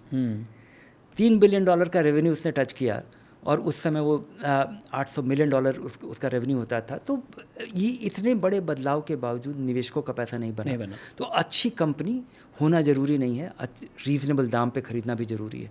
और एक चौथा चीज़ जो आपको देखना चाहिए कि आप एक अच्छी कंपनी का शेयर अगर आप मीडियम टर्म के नज़रिए से खरीद रहे हैं, हालांकि इस चौथे फैक्टर को कि मोमेंटम है कि नहीं, ये निवेशकों को इसके बिना भी इनका काम चल जाएगा। पर ये तीनों चीज़ों पे आपको वैल्यू रिसर्च पे हर एक कंपनी पे ये रेटिंग रोज़ बदलता रिवाइज होता हुआ आपको ये उपलब्ध है। तो सर म्यूचुअल फंड्स में सबसे कॉमन गलती लोग क्या करते हैं जनरली, आपने क्या ऑब्जर्व किया? एक तो कि लोग अचानक उनको लगता है कि बस छूट रहा है, बाजार चढ़ गया है, आपका पड़ोसी और आपका दोस्त पैसा बना लिया और आप रह गए हैं, और आप जा कर के किसी एक ऐसे फंड में पैसा लगाते हैं जो कि हाल फिलहाल बहुत रफ्तार से बढ़ा था। ठीक है, 3 महीने में 6 महीने में वहाँ पे 10% 20% का रिटर्न दिख रहा होगा, और ऐसा होता है, अक्सर होता है। तो आप उसको जैसे लगाते हैं उसके बाद हो सकता है कि 1 आध महीने चलता रहे, उसके बाद अचानक धड़ाम से वो 20% आपका पैसा कम हो जाएगा। जब पैसा आपका लगाया हुआ 10 रुपये 9.5 रुपया हो जाता है, तो एक आम व्यक्ति जो निवेश की शुरुआत कर रहा है वो कभी उसको बेचता ही नहीं है, और उसके बाद वो इंतज़ार करता रहता है कि कब 10 रुपये 10 पैसा होगा ताकि वो अपना पैसा निकाल ले। तो ये जो बाज़ार में आप कैसे आएँ, आपकी किसी भी इक्विटी फंड में पैसा लगाइए, 5 साल के लिए लगाइए और SIP कीजिए, एक साथ मत लगाइए। ओके, ये अगर आप 2 चीज़ करते हैं तो मुझे लगता है कि किसी भी व्यक्ति के लिए अच्छा खासा रिटर्न जनरेट करना ऑलमोस्ट गारंटीड है। तो छोटे शहरों के लोगों को अगर म्यूचुअल फंड आसानी से समझना है तो जो आपने अभी बताया वो भी जी हाँ, एक फार्मूला है कि 5 साल के लिए आएँ, 5 साल लमसम ना लगाएं, लमसम ना लगाएं, SIP कीजिए और कंपनी में लगाइए। तो बहुत ठोक बजा के कंपनी के बारे में समझिए, स्पेकुलेट मत कीजिए। ठीक है। और जो आम तौर पे आपको व्हाट्सएप ग्रुप पे यहाँ पे और ये जो बाज़ार खुलता है और ये 5 टेलीविज़न स्टेशन आपको बॉल बाय बॉल कमेंट्री देते हैं बाज़ार बंद होने तक जी, उसको आप जानकारी का ज़रिया देखिए, उसको आप गाइडेंस मत समझिए। तो सर रिटेल इन्वेस्टर्स को आप IPO में इन्वेस्ट करने की सलाह देते हैं, या जैसे आपने बताया कि 10 साल का डेटा वैल्यू रिसर्च पे है, तो वैसी कंपनियां होनी चाहिए, या IPO में भी इन्वेस्ट कर सकता है, वो क्या देख कर करना चाहिए? कंपनी में जब भी आप पैसा लगा रहे हैं, आमतौर पे मेरी सलाह होती है कि IPO में पैसा मत लगाइए। उसके 2 बड़े कारण हैं।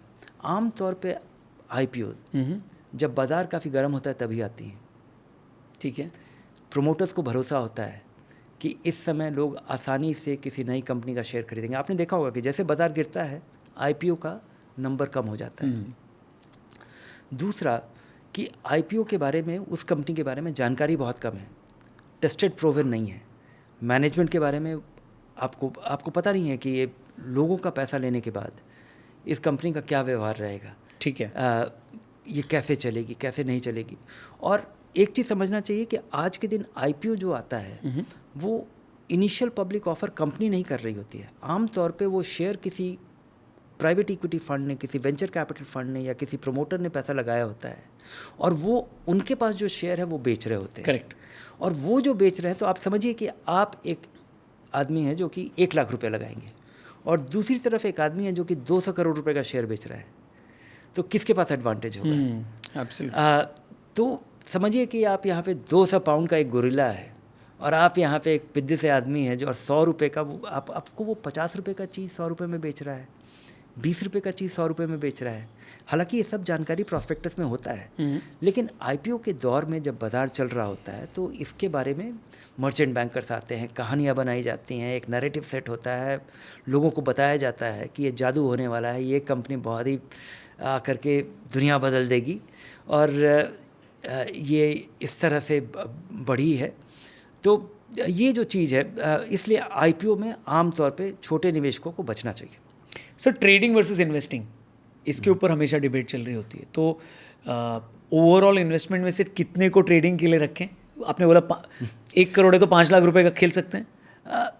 निर्भर करता है। ठीक है, अगर आपके पास समय नहीं है, अगर आपको मज़ा आता है तो ज़रूर कीजिए, लेकिन डिफ़ाइन करके कीजिए। उसके लिए मेरी सलाह होगी कि आप इन्वेस्ट कीजिए कंपनियों में एक डीमेट अकाउंट उसके लिए अलग रखिए। ठीक ये है। जो ट्रेडिंग वाला है उसका डीमेट अकाउंट और उसका बैंक अकाउंट भी अलग रखिए, ठीक है। ताकि ना आपका पैसा मिक्स नहीं हो। क्योंकि ट्रेडिंग जब आप करते हैं और अगर आपका स्पेकुलेटिव माइंडसेट है तो आप कब बाउंड्री क्रॉस करेंगे, आपको लगता है कि नहीं अगला बाजी आप जीत जाएंगे, अगला बाजी जीत जाएंगे, ये थोड़े से रह गया, आपके बेचने के तुरंत बाद वो चढ़ गया, तो आपके दिमाग में तो ये जो स्पेकुलेटिव माइंडसेट है वो आपके पूरे फाइनेंशियल प्लान को डिस्ट्रॉय नहीं करे, इसलिए उसको इंसुलेट करके आइसोलेट करके रखना चाहिए। और कुछ लोग होते हैं जिनके पास ट्रेडिंग का इंस्टिंक्ट है, उनके पास उनके रिफ्लेक्सेस अच्छे हैं, कुछ लोग सिंपली लकी होते हैं, तो कुछ लोग पैसा बनाते ही हैं। लेकिन सेबी की स्टडी ये बताती है कि 92% लोग पैसा लूज़ करते हैं। 92%। हाँ, लेकिन हर एक व्यक्ति जो ट्रेड करता है वो सोचता है कि वो 92 में नहीं, वो 8% में है। तो इसको याद रखिए। तो ये अलाउ कैसे होता है, मतलब इतने प्लेटफॉर्म्स हैं जहाँ पे इतने बढ़िया तरीके से लोग आ रहे हैं, ट्रेडिंग कर रहे हैं, लोग को मज़ा आता है। जैसे मैंने आपको कहा कि भारत में कोई और स्पेकुलेशन करना गैरकानूनी है। यहाँ पे आप जब स्पेकुलेट करते हैं तो आपको लगता है कि आप कोई इंटेलेक्चुअल काम कर रहे हैं, आप उसका कोई बेसिस है। तीसरा कि अक्सर इसमें बाज़ार में पैसा बन भी जाता है, क्योंकि बाज़ार में पैसा बनता है धीरे धीरे और डूबता है एक ही दिन है। और ये जो बाज़ार का जो रफ्तार है वो ऐसा ही है कि मतलब आप सीढ़ी से चढ़ते हैं और लिफ्ट से उतरते हैं, और जब लिफ्ट से उतरते हैं तो आपका पूरा पूंजी गायब हो जाता है, क्योंकि एक लिवरेज ट्रेड है। मैं इसको एक उदाहरण से आपको एक्सप्लेन करूँगा कि जो ये फ्यूचर्स एंड ऑप्शंस और जो डेरिवेटिव्स और इसमें जो लोग ट्रेड करते हैं, जहाँ पे भारी फ़ायदा होता है, भारी नुकसान होता है। जैसे आप एक मकान खरीदते हैं, मकान बुक करते हैं और उस मकान का दाम 1 करोड़ रुपया है, और आपने उसमें 5 लाख रुपए दे करके आपने बुकिंग कर दी, ठीक है। और अगले महीने आपको बिल्डर या प्रॉपर्टी वाले बताते हैं कि इसका दाम जो है वो अब 1,05,000 हो गया है, और फिर आपने 5 लाख के बजाय अब 5 लाख रुपया सेकंड इंस्टॉलमेंट भी दे दिया। तब तक पता चलता है कि अब इसका दाम 1 करोड़ 30 लाख रुपया हो गया है। ठीक है। 3 महीने में ये दाम बढ़ गया है। तो आपको ऐसे लगेगा कि आपने लगाया तो 10 लाख और हो गया 30 लाख, ये तो पैसा आपका 3 गुना हो गया। करेक्ट। तो इसका नतीजा क्या होता है कि ये लिवरेज ट्रेड है। आप केवल इसका चढ़ता हुआ दाम देख रहे हैं। अगर आप उस समय बेच के निकल जाते हैं तब तो फ़ायदा है, लेकिन अगर वो आपने 1 करोड़ रुपया के लिए 5 लाख रुपया एडवांस दिया, 1-2 महीने चला और उसके बाद वो बिकना बंद हो गया और अब वो 90 लाख रुपए में बिक रहा है, तो आप अगर उसको बेचना चाहेंगे आप, तो कोई आपसे लेगा ही नहीं। आप अगर उसको 90 लाख रुपए में बेचिएगा तो आप सोचिए कि आपकी क्या स्थिति हुई, आपके पैसे नहीं बनेंगे, आपका 5 लाख रुपए ज़ीरो हो गया। तो आपको या तो आपका 5 लाख रुपए फोरफिट हो जाएगा, ठीक है, आप अगला पैसा नहीं देंगे, या आपको 90 लाख रुपए में बेचना पड़ेगा, आप वो 5 लाख रुपए किसी को गिफ्ट कर देंगे। तो क्योंकि 90 लाख रुपए का अगर बाज़ार में दाम है तो कोई आपको 1 करोड़ रुपए में 1 करोड़ रुपये नहीं देगा, तो आपका पूंजी भी वापस नहीं आएगा, आपका पूरा पैसा डूब जाएगा। तो ये जो ट्रेडिंग है वो ये इसी तरीके का है। तो सर अगर सेबी को पता है कि ट्रेडिंग में ज़्यादातर लोग पैसे कमाते ही हैं, लॉन्ग टर्म में अर्न कर रहे होंगे तो कर रहे होंगे, तो क्या इसको कंट्रोल किस तरीके से किया जाता है, या ऐसे ही है ये जनरली? नहीं, ये ऐसे ही है। बाज़ार में ये लोग अपनी इच्छा से आ रहे हैं, मतलब स्वेच्छा से लोग ट्रेड कर रहे हैं। ट्रेडिंग का एक रोल भी है कि वो बाज़ार में लिक्विडिटी प्रोवाइड करता है, ये कम्प्लीटली लेजिटिमेट है, और इसमें बेसिकली बाकी सारे लोग इसमें इंटरेस्टेड पार्टी हैं। ठीक है। सेबी इसमें इंटरेस्टेड पार्टी नहीं है, बल्कि सेबी ने पिछले 2-3 साल में ये जो रिपोर्ट्स आए हैं कि कितना प्रतिशत लोग कितना पैसा गंवाते हैं, ये पहले आता भी नहीं था, ये जानकारी नहीं थी। ये तो जानकारी सेबी की वजह से हम लोग को पता चल पाया है कि हर 6 तो इनके आने से उस पर इम्पैक्ट हुआ है कि लोग कम ट्रेडिंग कर रहे हैं? बिल्कुल इम्पैक्ट हुआ है, बल्कि सेबी ने इस दिशा में कदम उठाया है कि कुछ खास तरीके के डेरिवेटिव जिसमें कि अधिकतर लोग पैसा लूज़ करते ही थे, उन डेरिवेटिव्स को बंद किया है। अब उस नियम को डेरिवेटिव्स ट्रेडिंग को ज़्यादा क्लोजली और इंटीमेटली वो स्पेकुलेटिव इन्वेस्टमेंट जो डेरिवेटिव्स होते थे उनको रेगुलेट करना शुरू किया है। वहाँ पे कुछ रुकावट की है, बहुत सारे तरीके के जो डेरिवेटिव्स थे, बहुत सारे कॉन्ट्रैक्ट थे, उन पे पाबंदी लगा दी है। ठीक है। तो इस पर बिल्कुल फ़र्क पड़ा है, लेकिन लोग कर रहे हैं और ये एक लेजिटिमेट साइकिल है। लेकिन जो मैं बता रहा था कि इसमें बाकी सारे लोग जो हैं वो पैसे बनाते हैं, किसी और के लिए के इंटरेस्ट में ये नहीं है। ब्रोकर को पैसा मिलता है, और जब ब्रोकर को पैसा मिलता है, और अधिकतर लोग थोड़ा बहुत पैसा कभी कभी बना भी लेते हैं, ये एक स्पेकुलेशन का जो लत है उसमें, और भारत की आबादी बहुत बड़ी है जहाँ पे, और आज के दिन बाज़ार डेमोक्रेटाइज हो गया है। एक छोटा सा ऐप लेकर के किसी ब्रोकर का आप अपना अकाउंट खोल सकते हैं, और अकाउंट खोलना आसान हो गया है।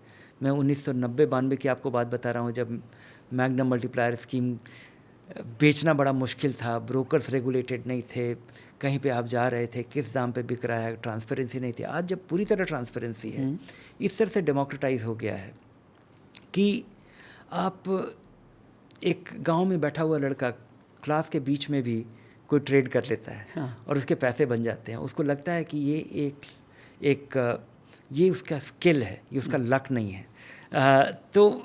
जब आपको एक जो कि डिपेंडेबल, एक रिलायबल फ्रेमवर्क नहीं है जिस पे आपके पैसे बन रहे हैं, तो लोगों को इसकी आदत पड़ जाती है। स्पेकुलेटिव इन्वेस्टमेंट है, और इसमें चूँकि ब्रोकर का बहुत पैसा बनता है, बल्कि अधिकतर ब्रोकर जो बहुत पैसा बनाते हैं और जो सबसे बड़े ब्रोकर हैं, उनका अधिकतर पैसा इसी ट्रेडिंग से, मेरे शेयर खरीद करके 5 साल बैठने से किसी ब्रोकर का कोई कारोबार नहीं चलेगा।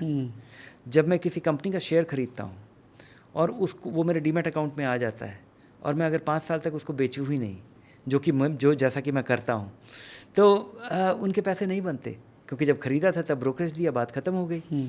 डिविडेंड तो मेरे खाते में आ रहा है जी, और जब मैं बेचूंगा तब उस पर मुझे टैक्स लगेगा और उनको ब्रोकरेज मिलेगा। तो मेरे कम टर्नओवर से उनका फ़ायदा नहीं होता है। यहाँ पे ये हाई टर्नओवर, हर एक्सपायरी पे ये एक्सपायर हो जाता है, लोग फंस जाते हैं, लोग पैसा बना लेते हैं, लोगों का डूब जाता है, और बड़ी संख्या में लोग आते जाते हैं। और ये बाज़ार का जो विस्तार हुआ है पिछले 4 साल में, बाज़ार में निवेशकों का डीमैट अकाउंट की जो संख्या है वो शायद दुगनी हो गई है। ठीक है। तो पिछले 40 साल से बाज़ार है, और पिछले 4 साल में उतने ही निवेशक आ गए हैं जितने पिछले 40 साल में आए हैं। तो ये जो विस्तार का रफ्तार है, और जिससे लोग और बाज़ार चल रहा था, ठीक है, तो लोगों को एक फॉल्स नोशन है कि बस उनको समझ में आ गया कि पैसे कैसे बनते हैं। और ये पहला दौर जो है, ये पहला गिरावट का दौर, मुझे लगता है कि ये बहुत ही ज़रूरी था, अच्छा है, और लोगों के लिए बहुत यूज़फुल लेसन देगा। सर, पेनी स्टॉक्स इंस्टाग्राम की वजह से बहुत पॉपुलर हो गए हैं, स्पेशली जेनजी में। क्यों? क्योंकि उनके दाम कम होते हैं, तो इसलिए वो बहुत ल्यूक्रेटिव लगते हैं, और उन्हीं पेनी स्टॉक्स को उन पेनी स्टॉक्स से कंपेयर किया जाता है जो आज बहुत बड़े बन गए हैं। तो उसको 3-4 एग्जाम्पल्स से वो 30-40 ऐसे एग्जाम्पल्स क्रिएट होते हैं जो बहुत ल्यूक्रेटिव लगते हैं, और यूथ उसमें इन्वेस्ट करता है। सो क्या ये बड़ी गैम्बलिंग है? पेनी स्टॉक्स गैम्बलिंग है बड़ा? इसको कैसे पहचाने? इसका कोई नियम? इसका नियम बहुत सिंपल है। अगर आपको किसी कंपनी में स्पेकुलेट भी करना है, और मान लीजिए कि आप स्पेकुलेट कर रहे हैं, तो कम से कम ऐसी चीज़ में स्पेकुलेट कीजिए ना जिसमें कुछ तो वैल्यू हो। ठीक है। आप कम से कम देख लीजिए कि कंपनी काम जिंदा तो है। कोई एग्जांपल दे सकते हैं?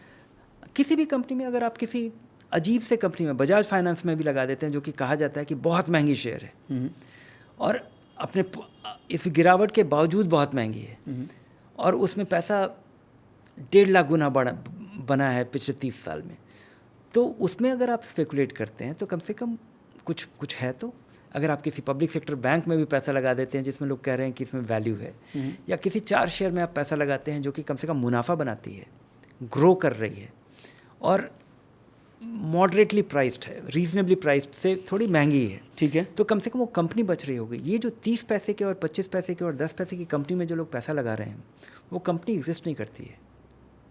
ओके, वो केवल कागज़ है। और ये अरिथमेटिक की, मतलब लोग इलिटरेट हैं। अगर आप 1 लाख रुपए लगा रहे हैं और 10 पैसे का शेयर आप खरीद रहे हैं, तो आपको कितने शेयर मिले? 10,000 शेयर। वो अगर 10 पैसे से 11 पैसा हो जाएगा तो आपका 10% पैसा बढ़ा। ठीक है। अगर यहाँ पे आप 5,000 रुपये का भी शेयर खरीद रहे हैं, तो वो भी अगर 10% बढ़ेगा तो आपके उतने ही फ़ायदे होंगे। अगर लेकिन यहाँ पे इसके ज़ीरो होने की संभावना बहुत वेरी लाइकली कि आपका ये पैसा ज़ीरो हो जाएगा।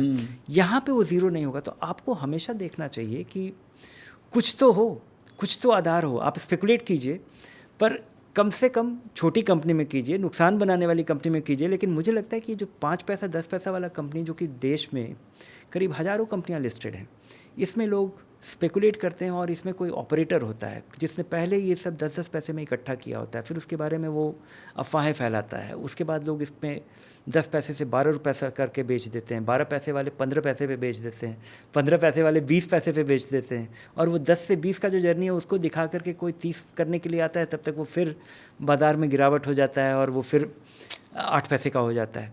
तो इन चीज़ों से बचना चाहिए। आप कंपनी इसलिए ख़रीदते हैं, ये जो बेसिक आधार है कि आप कंपनी खरीदते हैं क्योंकि कंपनी एक कारोबार करती है, company inflation adjusted superior return इसलिए दे पाती है क्योंकि जो भी कंपनी एक काम करती है, चाहे वो कुछ सामान बनाती है या कोई सेवा देती है, वो महंगाई के हिसाब से अपने सेवाओं का या अपने सामान का दाम एडजस्ट कर पाती है। जब मैं 90 की बात कर रहा हूँ कि मारुति 800 कार, मेरा पहला कार 45,000 रुपये का था, ठीक है, और आज वही कार अगर आप उसको महंगाई से एडजस्ट कीजिएगा तो शायद उस कार का दाम आज मारुति 800 का दाम शायद आज 10 लाख रुपए होना चाहिए था। बहुत सारे इफ़िशेंसी के वजह से, स्केल की वजह से आज भी वो कार 3-4 लाख रुपए का मिलता है, लेकिन वो 45,000 से 4 लाख रुपए दाम पहुंचा है। हालांकि अब उसमें एयर कंडीशनर भी बेहतर है, सुपीरियर से सेफ्टी है, मतलब क्वालिटी बढ़ा है, स्केल बढ़ा है, लेकिन ये महंगाई के साथ और 45,000 वाले में भी मारुति 4,500 रुपये बनाती थी, और ये 4.5 लाख रुपए वाले में भी वो 45,000 रुपये बनाती होगी अगर 10% मार्जिन है तो जी। तो आप ये सोचिए कि महंगाई के हिसाब से आप अपने दाम बढ़ा पाते हैं, आपका मार्जिन भी बढ़ता जाता है, और महंगाई किसी कंपनी, और जो कंपनी ये नहीं कर पाती है वो मर जाती है। तो अगर आप में प्राइसिंग पावर नहीं है, अगर आप ऐसा चीज़ बनाते हैं जिसका आप दाम नहीं बढ़ा पाते हैं, दाम बढ़ाते हैं तो आपका सामान नहीं बिकता है, सामान नहीं बिकता है तो कंपनी बंद हो जाती है। तो जितनी इफ़िशिएंट कंपनी है वो बढ़ती रहती है, इस वजह से स्टॉक मार्केट चलता है। लोगों को ये लगता है कि कोई बैठ करके बाजार चलाता है और रोज़ चलाने की वजह से ये चलता है, नहीं। बाजार इसलिए चलता है क्योंकि कंपनियाँ ज़्यादा मुनाफा कमाती हैं, कंपनियाँ बड़ी होती हैं, और बाज़ार बहुत वॉलेटाइल इसलिए है क्योंकि बाज़ार रोज़ खुलता है। रोज़ सुबह सुबह बहुत सारे लोग इसका आकलन करते हैं, और रोज़ आपके पास उसको वैल्यू करने का आधार नहीं है। रोज़ डिमांड सप्लाई की वजह से भी अगर बहुत सारे लोग अगर बाज़ार में नहीं आए तो खरीदार नहीं आए तो बाज़ार गिर जाएगा। बेचने वाले अगर बहुत सारे आ गए, लोग चिंतित हो गए, घबरा गए, लोग आशंकित हो गए, तब बाज़ार गिर जाता है। तो आप मूड पर मत जाइए। अगर आप में पेशेंस नहीं है, अगर आपके पास आज टाइम नहीं है, तो एक आम आदमी को बाज़ार में नहीं आना चाहिए। ठीक है सर। सर, जब मार्केट क्रैश हुआ और गिरने लगा लगातार, तो लोगों ने ये भी कहा कि FIIs को ये पहले से पता था और उन्होंने अपना निवेश निकाल लिया, लेकिन यहाँ पे जो रिटेल इन्वेस्टर्स हैं वो रुक गए, उनका पैसा डूब गया। तो उससे फिर एक सवाल आया कि क्या सचमुच म्यूचुअल फंड सही है? तो क्या सचमुच सही है? नहीं, ये सब जो बातें हैं ना, इनमें एक कॉन्स्पिरेसी थ्योरी का एक बहुत बड़ा बाजार है। ठीक है। हमें लगता है कि FII एक आदमी है जो कि सूटकेस लेकर के सूट पहन के आया है और बेचना शुरू कर दिया। अरे FII बहुत तरीके के हैं। कुछ हेज फंड हैं, कुछ पेंशन फंड हैं, कुछ पेंशन फंड ऐसे हैं जो कि बहुत सारे बैंकों का शेयर उनके पास है, बहुत सारी कंपनियों का शेयर ऐसा है कि पिछले 10 साल से उनका जो होल्डिंग है वो बढ़ता ही चला गया है। ठीक है। FII हमारे यहाँ हमारे देश की कंपनियों का 26% ऑन एन एग्रीगेट, आज 26 या 25%, ये कम हुआ है, लेकिन अभी भी 25% वो होल्ड करते हैं। ठीक है। तो भारतीय बाजार गिरने से उनका जो अधिकतर पैसा तो अभी भी लगा हुआ है, जो कि अभी भी एक सर्टेन प्राइस पे लगा हुआ है। ठीक है। और ये जब बाज़ार गिरता है तो लोग इस तरह का थ्योरी बनाते हैं। FII अपनी बहुत सारा डायनामिक्स रोल प्ले करता है। अब इसमें सबसे बड़ा डायनामिक्स FII के निकलने का बहुत बड़ा कारण ये है कि अमेरिकी बाज़ार में ब्याज दरें बहुत कम थी, और पिछले 1.25 साल में ही ब्याज दरें बढ़नी शुरू हुई। जब बाज़ार बढ़ना शुरू हुआ तो अगर आप वहाँ पे अगर आप ब्याज दर अगर 0 है या 1% है, और भारत में आपको पता है कि ये जो हमारे यहाँ भारतीय बाज़ार में जो इक्विटी में पैसा लगता है उससे कहीं ज़्यादा पैसा भारतीय डेट में पैसा लगता है, और वो जो डेट में पैसा लगता है वो इसलिए लगता है क्योंकि यहाँ पे ब्याज दरें 7-8% हैं, और अगर आप 1% वहाँ पे है, यहाँ पे 8% है, तो अगर करेंसी डिप्रिशिएट नहीं करता है तो आपके पास तो ये सीधा आर्बिट्राज है। ठीक है। तो और वो डिप्रिसिएशन से वो एडजस्ट हो जाता है। ठीक है। तो इक्विटी में जो पैसा लगा हुआ है वो बहुत तरीके के FIIs का है, अलग अलग तरीके के FII का अलग अलग अप्रोच होता है, और हर एक FII अगर कोई उसका कोई ट्रेडिंग कंपोनेंट होगा, कोई उसका लिक्विडिटी कंपोनेंट होगा, कोई उसका कंपल्शन होगा। अगर कोई ऐसा इन्वेस्टर है, कोई ऐसा FII है जो कि एक ऐसे फंड को चलाता है जहाँ पे निवेशक पैसा निकाल रहा है, तो उसके पास निकालने के अलावा और कोई चारा नहीं है। अगर उसका मन बदल गया है कि भारतीय बाज़ार अमेरिकी बाज़ार की तुलना में ये अभी उतना अट्रैक्टिव नहीं है, तो पैसा बदलेगा, निकालेगा, और ये इंटरेस्ट रेट बदलने से बहुत बड़ा बदलाव आया होगा। ठीक है। और इससे पूरा डायनामिक्स बदल जाता है। ठीक है।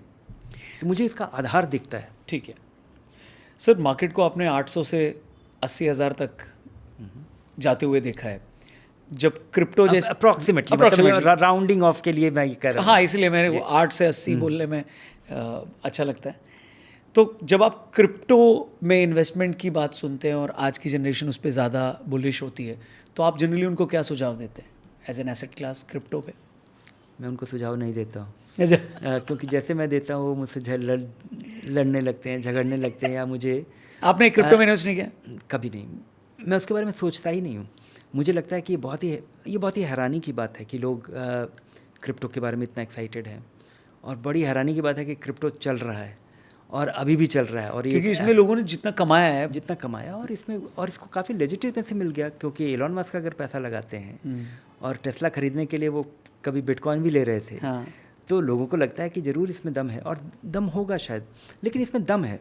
दम एक दूसरे नज़रिए से, ये जो इसके लिए जो टेक्नोलॉजी है वो बड़ा यूज़फुल है। वो हमारे यहाँ बैंकिंग फाइनेंशियल सर्विसेज में उसको रिवॉल्यूशनाइज कर सकता है, क्योंकि बैंकिंग इंडस्ट्री का तो बेडरॉक यही है कि आप एक देने वाला पैसा है और एक लेने वाला पैसा है, दोनों की पहचान रखता है, और ये दोनों एक दूसरे से अनजान है, तब भी एक दूसरे को पहचान करके उसको पैसा पहुंचा देता है। ठीक है। बैंकिंग इंडस्ट्री का आधार ये है, और जिसके पास है उसको ब्याज मिल जाता है, जिसके पास नहीं है, जो ले रहा है, उसको ब्याज देना पड़ता है। तो ये जो इंटरमीडिएशन का काम है, इसको अगर अनजाने तरीके से किया जा सकता है, बिटकॉइन और ये जो टेक्नोलॉजी है जिस पे ये आधारित है, उसके वजह से ये चीज़ें बहुत आसान हो जाती है, बिना बैंक के हो जाता है। लेकिन बिटकॉइन के बारे में मुझे बहुत चिंता है। मुझे चिंता ये है कि ये तो कोई सरकार इशू कर नहीं रही है। बिटकॉइन एक लिमिटेड क्वांटिटी, एक एल्गोरिथम, एक करेंसी है जो कि बहुत सारे लोगों के लेने की वजह से इसको और बिटकॉइन में जिस तरह का रैकेट हुआ है, अभी हाल फिलहाल एक $8 बिलियन का एक अब या भारत में जो हो रहा है कि 800 करोड़ रुपए आपका बिटकॉइन गायब हो गया, जो वज़ीर एक्स में अभी हुआ है। अभी ये खबर चल रही है, फ्रॉड्स ऑफिस। अच्छा, मुझे हैरानी होती है कि बिटकॉइन खरीदने के लिए एक्सचेंज भी आप ही हैं, देते भी आप ही हैं, रखते भी आप ही हैं। तो जब हम कोई चीज़ खरीदते हैं, बेचते हैं, तो उसका कोई आधार होता है। आप जैसे मान लीजिए अगर आप कोई कमोडिटी खरीदते हैं तो कोई बीच में डीलर होता है। ठीक है। आप कहीं दुकान में खरीदते हैं, कोई मैन्युफैक्चरर होता है, कोई डीलर होता है। आप स्टॉक खरीदते हैं तो एक स्टॉक एक्सचेंज होता है, एक ब्रोकर होता है। यहाँ पे वज़ीर एक सब कुछ है। और ये जो डिसेंट्रलाइज सिस्टम है कि एक इन्वेस्टर होता है, एक ब्रोकर होता है, एक सेटलमेंट का मैकेनिज्म होता है, और एक दूसरी तरफ एक ब्रोकर होता है और एक कस्टमर होता है। क्योंकि स्टॉक एक्सचेंज तो केवल खरीदार और बेचने वाले को इकट्ठा करने वाला जगह है। उसको मैच कराने के लिए ये ऑर्डर मैचिंग मैकेनिज्म है यहाँ पे। अगर और बहुत सारे लोग अगर ले रहे हो, बहुत सारे, लेकिन इस बाजार का सैंक्टिटी नहीं है। ठीक है। और जिस तरह से $20 बिलियन का अभी तक गबन हो चुका है, जो डॉक्यूमेंटेड है, जो क्रिप्टो करेंसी बेस्ड फ्रॉड्स हैं दुनिया भर में, और उसमें भारत अछूता नहीं है। तो मुझे बड़ी हैरानी होती है कि लोग, और उसके अलावा जब भी क्रिप्टो का नाम हुआ है तो पता चला है कि ये, अगर मुझे आपको पैसा देना हो $1 मिलियन, तो मैं अपने बैंक में जाऊंगा, आपका स्विफ्ट कोड पूछूंगा, आपको भेजूंगा। लेकिन अगर मुझे आपको यहाँ पे ड्रग बेच करके अगर मुझे आपको पैसा भेजना हो तो मैं क्रिप्टो यूज़ करता हूँ। तो अगर इलेजिटिमेट पैसे के लिए, ठीक है, अनअकाउंटेड पैसे के लिए अगर आपको क्रिप्टो यूज़ करना है तो ये क्यों यूज़ होता है? और ये जो $20 बिलियन का अभी तक गबन हुआ है क्रिप्टो करेंसी में, ये ग्लोबल डेटा मैं बता रहा हूँ। और ये क्रिप्टो की शुरुआत से ही इसकी शुरुआत हो गई थी। सब तो ये मुझे बड़ी हैरानी होती है कि लोग जिस वजह से लोग स्टॉक्स में से स्पेकुलेट करते हैं उसी वजह से क्रिप्टो उसके लिए शानदार चीज़ है। ठीक है। क्योंकि इसमें स्पेकुलेट करने के लिए आपको कुछ नहीं करना है, कंपनी का स्टडी भी नहीं करना है। ये बढ़ रहा है इसलिए बढ़ रहा है और गिर रहा है इसलिए गिर रहा है। तो जब बढ़े तो आप खरीद लीजिए और जब गिरने के पहले बेच लीजिए, और उसका कोई बेसिस नहीं है। बेसिस नहीं। ठीक है सर। गोल्ड की अगर बात करें सर, तो हमने पिछले 1 साल में देखा कि गोल्ड कहाँ से कहाँ पहुँच गया। तो ऑब्वियसली सेम कि मेरे पड़ोसी ने सही टाइम पे सोना ले लिया था, मैंने नहीं लिया। तो इस माइंडसेट से कैसे टैकल करें? नहीं, देखिए, सोना एक 5000 पुराना एसेट है, एसेट क्लास है। ऑलमोस्ट करेंसी का वो सरोगेट है, या मतलब ऑल्टरनेटिव हो सकता है। और था भी। अगर आप सोचिए कि भारत का बंटवारा हुआ और 2 परिवार था, एक के पास 1 किलो सोना था, दूसरे के पास 500 एकड़ ज़मीन था। वो सोना लेके आ गया और वो ज़मीन लेके नहीं आ पाया। तो आपके लिए वो एक स्टोर ऑफ वैल्यू है। करेक्ट। और एक कॉन्सेंट्रेटेड स्टोर ऑफ वैल्यू है। तो सोने का वैल्यू उस समय प्री फाइनेंशियल एरा में एक अलग था। आज के दिन और अभी तक भी वो रहा है ज्वेलरी, और वो कस्टम्स में, और जो हमारे ट्रेडिशंस कस्टम्स है, जिस वजह से हम लोग उसका स्टोर ये एक वैल्यू का स्टोर है।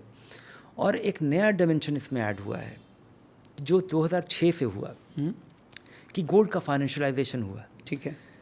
आप उसके पहले केवल सोना खरीद सकते थे और अपने लॉकर में रख सकते थे। उसके बाद ये हुआ कि आप सोना खरीद तो सकते हैं, लेकिन आपको लॉकर में नहीं रखना है। कोई लॉकर में खरीद के रखेगा और उसके बदले आपको एक रसीद दे देगा। तो आप गोल्ड ETF का इजाद हुआ, और भारत में भी गोल्ड ETF आ गया। तो वो एक नया डिमांड गोल्ड का क्रिएट हुआ कि आप गोल्ड के दाम को राइड कर सकते हैं। रिकमेंड आप किसको करते हैं, ETF या फिजिकल गोल्ड? मैं उस पर आता हूँ। ठीक है। मैं आपको केवल ये गोल्ड का कॉन्टेक्स्ट बता दीजिए। और मेरी जानकारी, मेरी अभी तक समझ ये थी कि गोल्ड एक वैल्यू का स्टोर है, और आपको एक सर्टेन क्वांटिटी से ज़्यादा नहीं रखना चाहिए। घर में ज्वेलरी रखना चाहिए तो आप, वो तो स्टाइल का भी चीज़ है, और आप और एक इंडियन कॉन्टेक्स्ट में उसका एक और बहुत बड़ा वैल्यू था। अभी तक हमारे यहाँ जो लड़कियों की स्थिति थी कि वो संपत्ति की भागीदार नहीं बनती थी परिवार में। तो वो जो परिवार से सोना मिलता था वो स्त्री धन सोने के फॉर्म में होता था। ठीक है। वो उसकी संपत्ति होती थी। तो उसका एक कॉन्टेक्स्ट था, एक हमारे यहाँ सोशल और फैमिली कॉन्टेक्स्ट में। तो लेकिन एक स्टोर ऑफ वैल्यू है और इसका दाम बढ़ा। और ये जब फाइनेंशियलाइजेशन के पहले का जो गोल्ड का जो नंबर है वो ये बताता है कि सोना महंगाई को बीट नहीं करता था। अच्छा। लेकिन ये जो नया डिमांड शुरू हुआ फाइनेंशियलाइजेशन से, और पिछले 5 साल में, बल्कि पिछले 2-3 साल में एक नया डिमांड क्रिएट हुआ है। दुनिया भर की सेंट्रल बैंक्स, जैसे यूक्रेन की लड़ाई हुई तो जितना भी डॉलर एसेट्स रशिया का था वो यूरोप ने और अमेरिका ने उसको फ्रीज कर दिया। वो फ्रीज कर दिया तो जो डॉलर एसेट्स में रखने वाले लोग, जो हमारे बहुत सारे एसेट्स डॉलर में हैं, डॉलर डिनोमिनेटेड होते हैं, right. या अंडरलाइंग डॉलर होता है। करेक्ट। तो उसके बारे में लोग आशंकित हुए कि भाई ये तो कभी भी फंस सकता है कुछ पैसा। और उसकी वजह से बहुत सारे सेंट्रल बैंकर्स वो जो डॉलर रखते थे वो अब सोना रखने लग गए। तो भारत का सेंट्रल बैंक, चाइना का सेंट्रल बैंक और बहुत सारे देशों का सेंट्रल बैंक सोना खरीदते जा रहा है। और उनके पास एक बहुत, अभी दुनिया भर के सेंट्रल बैंक्स सोना के सबसे बड़े होल्डर हैं। ओके। सबसे बड़े ओनर हैं। और ये एक नया डिमांड शुरू हुआ है जो मुझे लगता नहीं है कि ख़त्म होता है, जो कि सोने के दाम को ड्राइव करने में सबसे बड़ा रीज़न रहा है। और वो भी 30% इस साल में। ये पता नहीं कब तक चलता रहेगा, और ये आसानी से गिरेगा भी नहीं, क्योंकि सेंट्रल बैंक रातों रात बेचेंगे नहीं। सही बात है। सेंट्रल बैंक इसलिए भी नहीं बेचेंगे क्योंकि बेचने से उनका जो सोने का वैल्यू है वो भी कम होगा, रिजर्व भी कम होगा और वैल्यू भी कम होगा। उसका वैल्यू कम होगा। नहीं, रिजर्व कम होगा तो वो तो रखना चाहते हैं। ठीक है। तो मुझे नहीं लगता। और ये जब दुनिया में जब भी अनिश्चितता बनती है, जब भी आप इक्विटी के बारे में आशंकित होते हैं, डेट के बारे में आशंकित होते हैं, तो आप सोने की तरफ दौड़ लगाते हैं। जैसे आपने देखा होगा कि भारत में जब भी कोई बैंक में कभी भगदड़ मचता है तो लोग पैसा अपना जाके स्टेट बैंक में रखते हैं। उसी तरह से जब मार्केट्स में जब उथल पुथल होता है तो लोग सोना खरीदते हैं। और तो सोने का डिमांड इस वजह से भी है, अनिश्चितता की वजह से। और ये जो नया डिमांड आया है जो कि बहुत तेज़ी से बढ़ा है, तो ये कब तक चलता है पता नहीं। ठीक है। लेकिन इसलिए आपके पास सोना होना चाहिए। लेकिन कितना होना चाहिए? थोड़ा बहुत होना चाहिए, क्योंकि ये ग्रोथ एसेट्स नहीं है। ये जो अभी डायनामिक्स है ये बहुत ही फेवरेबल है। हो सकता है अभी चले, हो सकता है 1-1.5 साल और चल जाए, हो सकता है 2-2.5 साल और चल जाए, लेकिन जब आप किसी को उधार देते हैं, जब आप बॉन्ड खरीदते हैं, जब आप डिपॉजिट करते हैं, तो वो पैसा काम कर रहा होता है। इस वजह से दूसरा आदमी आपको उस पर ब्याज देता है। जब आप किसी कंपनी का शेयर खरीदते हैं तो आप उसके भागीदार बनते हैं, उसके अर्निंग्स के आप प्रोपोर्शनेट ओनर होते हैं। वो कंपनी बढ़ती है, बड़ी होती है, तो आपके शेयर का दाम इसलिए बढ़ा होता है। सोना बैठा रहता है आपके लॉकर में। अगर आपके पास ढेर सारा सोना हो तो मुझे लगता है कि उसका खर्चा होता है कि आपको उसका दरबानी करना है और कोई लूट न ले जाए या कहीं लॉकर में आप रखेंगे। तो सोना चूँकि प्रोडक्टिव एसेट नहीं है, लेकिन ये जो नया डिमांड हुआ है इस वजह से, और लेकिन स्टोर ऑफ वैल्यू है जी। हमारा फाइनेंशियल सिस्टम 5000 साल पुराना नहीं है, सोना 5000 साल पुराना है। तो इसलिए सोना आपके पास होना चाहिए, 5-7% हो, ज़्यादा ना हो। ठीक है। और किस तरह होल्ड करना चाहिए? अभी तक बेहतरीन विकल्प था सॉवरेन गोल्ड बॉन्ड। ठीक है। क्योंकि वो सोने के दाम के हिसाब से बढ़ता था, और ऊपर से भारत सरकार आपको 2.5% ब्याज भी देती थी। ठीक है। तो क्योंकि बाकी और किसी तरीके से आप सोना होल्ड करते हैं तो वो खर्चीला है। जब आप ज्वेलरी होल्ड करते हैं तो वो सबसे खर्चीला है। अगर आप इन्वेस्टमेंट के तौर पे देख रहे हैं, ज्वेलरी आपको कंजम्पशन के तौर पे देखना चाहिए, क्योंकि उसका जो मेकिंग चार्जेस है और उसका जो इम्प्योरिटी है, उसकी वजह से आप जो सोने का जो दाम दे रहे हैं वो खरीदने और बेचने में करीब आपके 15% का अंतर, 15 से 22% का अंतर आ सकता है जी। तो ये आपको ध्यान रहे। अब जब बार्स और बिस्किट्स आप लेते हैं तो वहाँ पे शायद 8-9% का, लेकिन वो उसमें लिक्विडिटी कितनी है, कितनी आसानी से आप बेच पाएंगे, ये मुझे जानकारी नहीं है कि आप खरीद तो पाते हैं लेकिन बेचते कैसे हैं। अच्छा। लेकिन बिक जाता होगा, बिक जाता होगा। सॉवरेन तीसरा तरीका है कि ये गोल्ड ETF में आप पैसा लगाइए। तो ये आप जब गोल्ड ETF में पैसा लगाते हैं तो उसका 0.5% खर्चा है आमतौर पे, और 0.5% सालाना खर्चे पे आप गोल्ड के ओनर बनते हैं। गोल्ड का जितना दाम बढ़ता है उतना ही उसका दाम बढ़ता है, जितना गिरता है। अगर आप म्यूचुअल फंड की तरह खरीदना चाहते हैं तो गोल्ड फंड भी उपलब्ध हैं, जो कि आपका दिया हुआ पैसा गोल्ड ETF खरीद लेते हैं। ठीक है। और वो गोल्ड फंड है। और अगर आज के दिन आपके पास खरीदना तो सॉवरेन गोल्ड फंड बनने बंद हो गए, भारत सरकार ने बंद कर दिया, क्योंकि भारत सरकार ने gold bond, sovereign gold bond issue किया था कि लोग सोना ना खरीदें। लेकिन अब दाम इतना बढ़ गया है और इसके बारे में सरकार काफ़ी चिंतित हो गई है कि भाई कितना लायबिलिटी खड़ा हो जाएगा, क्योंकि पुराने वाले बॉन्ड जब अभी रिडेम्पशन के लिए आएंगे, जब मैच्योरिटी पे आएंगे, क्योंकि इन बॉन्ड्स का जो टर्म था, जो मियाद था, वो 8.5 साल है। ठीक है। तो 8.5 साल वाले अभी आने शुरू हो गए हैं। और अब सोने का दाम इतना बढ़ा हुआ है कि भारत सरकार ने का पैसा जो अपने बॉन्ड्स पे जो रिटर्न जो कूपन देती है उससे कई गुना ज़्यादा हो गया है। उसी के साथ अगर रियल एस्टेट की भी थोड़ी बात कर लें सर, तो उसको कैसे देखते हैं आप? उसको मैं 2 तरीके से देखता हूँ कि एक रियल एस्टेट होता है और एक आपका घर होता है। घर ज़रूर खरीदना चाहिए। घर खरीदने का कई मज़ा है कि एक तो आप अपने घर में रहते हैं, दूसरा किराया बचता है, तीसरा मकान मालिक आपको निकाल नहीं सकता है, कभी नौकरी चली जाए तो कम से कम छत है। ये सब तो घर लेना ज़रूरी है? घर लेना अच्छा है, ठीक है। लेकिन घर खरीदने के लिए पागल नहीं होना चाहिए। कई बार मैं देखता हूँ कि लोग कुछ भी हो जाए, घर लेने का बड़ा नुकसान भी है। अगर आप अपने करियर के शुरुआत में हैं और आपका करियर ग्रोइंग करियर है, अगर ग्रोथ के लिए आपको शहर बदलना पड़े तो वो घर आपके लिए एक बहुत बड़ा एंकर हो जाता है, बहुत बड़ा इम्पेडिमेंट हो जाता है, एक वो बैरियर हो जाता है कि आप यहाँ पे घर है, बेंगलोर जाना है, तो फिर उसके बाद उसको संभालना पड़ता है, फिर देखना पड़ता है कि किराएदार ठीक ठाक हो, 11 महीने पे कॉन्ट्रैक्ट रिन्यू करना है, फिर वो देखना होता है कि जब किराएदार खाली कर रहा हो तो गीज़र लेके नहीं चला गया हो। तो इन चीज़ों के बारे में आपको प्रैक्टिकल चीज़ों के बारे में आपको वरी करना पड़ेगा। अगर घर में रहते हैं तो एक इमोशनल कंफर्ट है और ज़रूर लेना चाहिए। लेकिन घर जिस तरह से एक कॉन्सेप्चुअल चीज़ आपके दिमाग में होना चाहिए कि ज़मीन का दाम बढ़ता है और मकान बनाने के साथ डेप्रिशिएट करता है, और जितना हम इमोशनली कनेक्टेड होते हैं, अपने घर को हम अच्छा रखते हैं, उसमें इन्वेस्ट करते हैं, उसका अपकीप पे ध्यान देते हैं, लेकिन ये प्रिंसिपल वायलेट नहीं होता है। ज़मीन का दाम आम तौर पे बढ़ता रहता है, इस वजह से रियल एस्टेट का दाम बढ़ता रहता है। करेक्ट। और ये जो लोगों के मन में धारणा है कि रियल एस्टेट में आपका नुकसान नहीं हो सकता है, ये धारणा काफ़ी बार गलत हुआ है। सही बात। मैंने देखा है कि 1990 में ख़रीदा हुआ गुड़गांव का मकान मेरे दोस्तों ने 2000 में बेचा नुकसान पे। अभी जो पिछले मैंने नोएडा में घर लिया था और वो अभी तक रजिस्टर नहीं हो पाया है, हालांकि घर मिल गया है। इनफैक्ट सर क्योंकि, बॉम्बे में मैंने एक प्रॉपर्टी ली थी 2012-13 के दौरान, और जितने में मैंने ली थी और फिर उसको वो लोन पे भी लिया था और उस लोन का भी 5 साल तक इंटरेस्ट भरा, और जितने में मैंने ख़रीदी थी उससे 1 लाख रुपए कम में मैंने 2025 में बेची, यानी तकरीबन 12-13 साल बाद। और यही एक फैक्टर आया। इनफैक्ट अब उसमें इशू ये भी हो गया कि जो वहाँ का सर्कल रेट है उससे कम दाम में बेचना पड़ा, और अब हमको, और जबकि सारा ही पेपर वर्क सब लीगल तरीके से बैंक अकाउंट में पैसे ट्रांसफ़र हुए हैं क्योंकि उसने लोन लिया है तो मैंने लिया है। अब यहाँ पे चिंता ये है कि सर्कल रेट से 30 लाख रुपए कम में आपने उस मकान को बेचा है आज के समय में। तो एक अब टेंशन ये भी है कि इसमें आपको एक नोटिस भी आ सकता है कि सर्कल रेट से 30 लाख रुपए में कम में आपने मकान बेचा, तो कहीं आपने कैश में तो पैसा नहीं लिया। सो जो आपने कहा कि रियल एस्टेट देता ही है, ये रियल एस्टेट, अच्छा वो रियल एस्टेट के भी जो डिक्लाइन है, जो रियल एस्टेट की जो आप कहानियाँ सुनते हैं जी, कि मेरे दादाजी ने ये 5,000 रुपये गज में ख़रीदा था और आज उसका दाम देखो 3 लाख रुपये। लोग भूल जाते हैं कि ये 45 साल पुरानी कहानी है जी। अगर आप सेंसेक्स देखें जिसका बेस ईयर्स 1978 में 100 था, वो 100 रुपये लगाया है वो 80,000 हो गया है, और इसमें डिविडेंड जोड़ा हुआ नहीं है। अगर उस डिविडेंड को जोड़े तो शायद ये 1.25 लाख 1,30,000 होगा, 1,30,000 पॉइंट पे होता।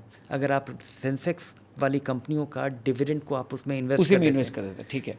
हम लोग रॉ सेंसेक्स की बात कर रहे हैं, तो इतनी लंबी अवधि में आप रियल एस्टेट होल्ड कर पाते हैं। रियल एस्टेट में आप स्पेकुलेट उतनी पहले नहीं कर पाते थे, अभी तो लोग करना शुरू कर दिए क्योंकि रियल एस्टेट का मार्केट जब से इवॉल्व हुआ है जी, एक स्पेकुलेटिव मार्केट। बहुत सारे लोग अब मकान इसलिए बुक करते हैं ताकि वो अप्रिसिएशन के बाद बेच दें।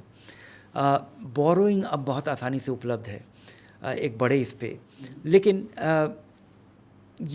लेकिन इसका जो डिसएडवांटेज है वो आपको देखना चाहिए कि ये बड़ी टिकट का इन्वेस्टमेंट है। आप अगर मान लीजिए एक शेयर खरीदते हैं, स्पेकुलेट कर रहे हैं और वो नुकसान हो गया तो 5,000, 10,000, 50,000 रुपये आपका होगा। ये कोई आपका एक 50 लाख रुपए का एक ट्रांजैक्शन होगा, 1 करोड़ रुपए का होगा, 4 करोड़ का होगा, इस तरह इस स्केल का होगा।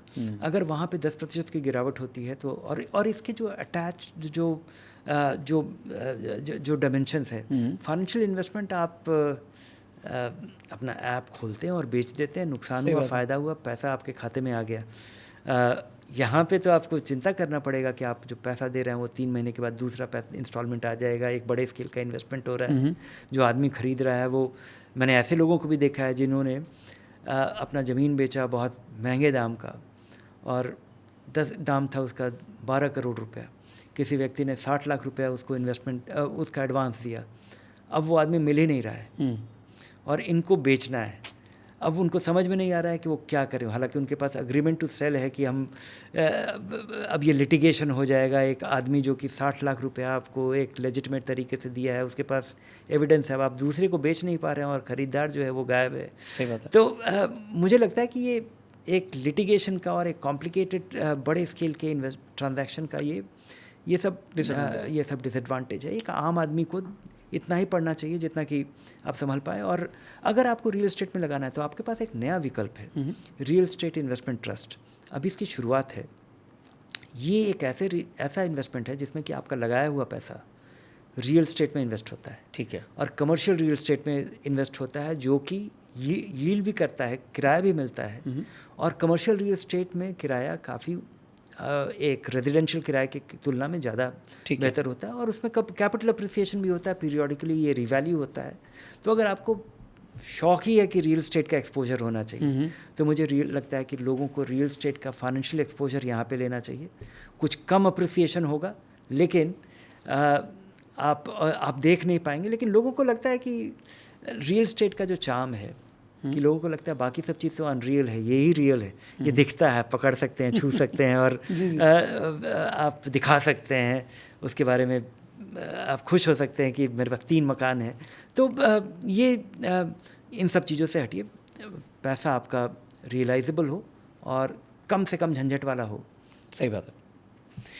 आज के करंट मार्केट में कौन सा एसेट जो आपको लगता है अंडररेटेड है? मुझे लगता है कि इक्विटी के बारे में जिस तरह का स्विंग्स देखा जाता है, ठीक है, जैसे अचानक सब लोग बोल रहे हैं कि ये और हमेशा ही जो आउट ऑफ फेवर एसेट होता है रीजनेबल क्वालिटी, क्योंकि बाज़ार का हर भाग साइक्लिकल है। ठीक है। आप जो भी अच्छी कंपनी है उसका एक बैड खराब साइकिल आता है, तो आपको थोड़ा कंट्रेरियन होना पड़ता है, और कंट्रेरियन जानकारी के साथ होना पड़ता है, और उसके लिए पेशेंस चाहिए।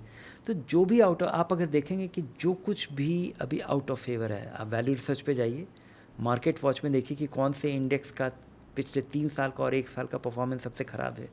आपने देखा होगा कि पिछले 1 साल पहले पब्लिक सेक्टर कंपनियां बहुत रफ्तार से चल पड़ी, लेकिन उसके पहले 7 साल तक इन कंपनियों का नेगेटिव रिटर्न था, और अचानक इस पिछले 2-3 साल में उनका रुख बदला, कंपनियों की स्थिति भी बदली, वहाँ पे काफ़ी मोमेंटम भी देखा गया जी। तो out of favour stocks, out of favour sector, out of favour, ये आपके पोर्टफोलियो का एक सर्टेन पार्ट जरूर होना चाहिए अगर आप इस चीज़ को एक्टिवली कर रहे हैं। ठीक है। अन्यथा एक म्यूचुअल फंड में इन्वेस्ट कीजिए, ग्रोथ फंड्स में इन्वेस्ट कीजिए, और अगर आपके पास ढेर सारा पैसा है तो 1/3 पैसा वैल्यू फंड में इन्वेस्ट कीजिए, जो कि इस तरह की कंपनियों में पैसा लगाता है। सर, जब आपने अपना करियर शुरू किया तो शुरुआत में ही कुछ सालों में आपने हर्षद मेहता वाला स्कैम देखा, जिसने भारत को भी और भारत के इन्वेस्टर्स को भी एक झटका भी दिया, कई लोगों को अमीर भी बनाया, कई लोगों को कंगाल बना दिया। उस स्कैम के बारे में आप क्या शेयर करेंगे? उस टाइम क्या माहौल हुआ था, आपने क्या देखा था?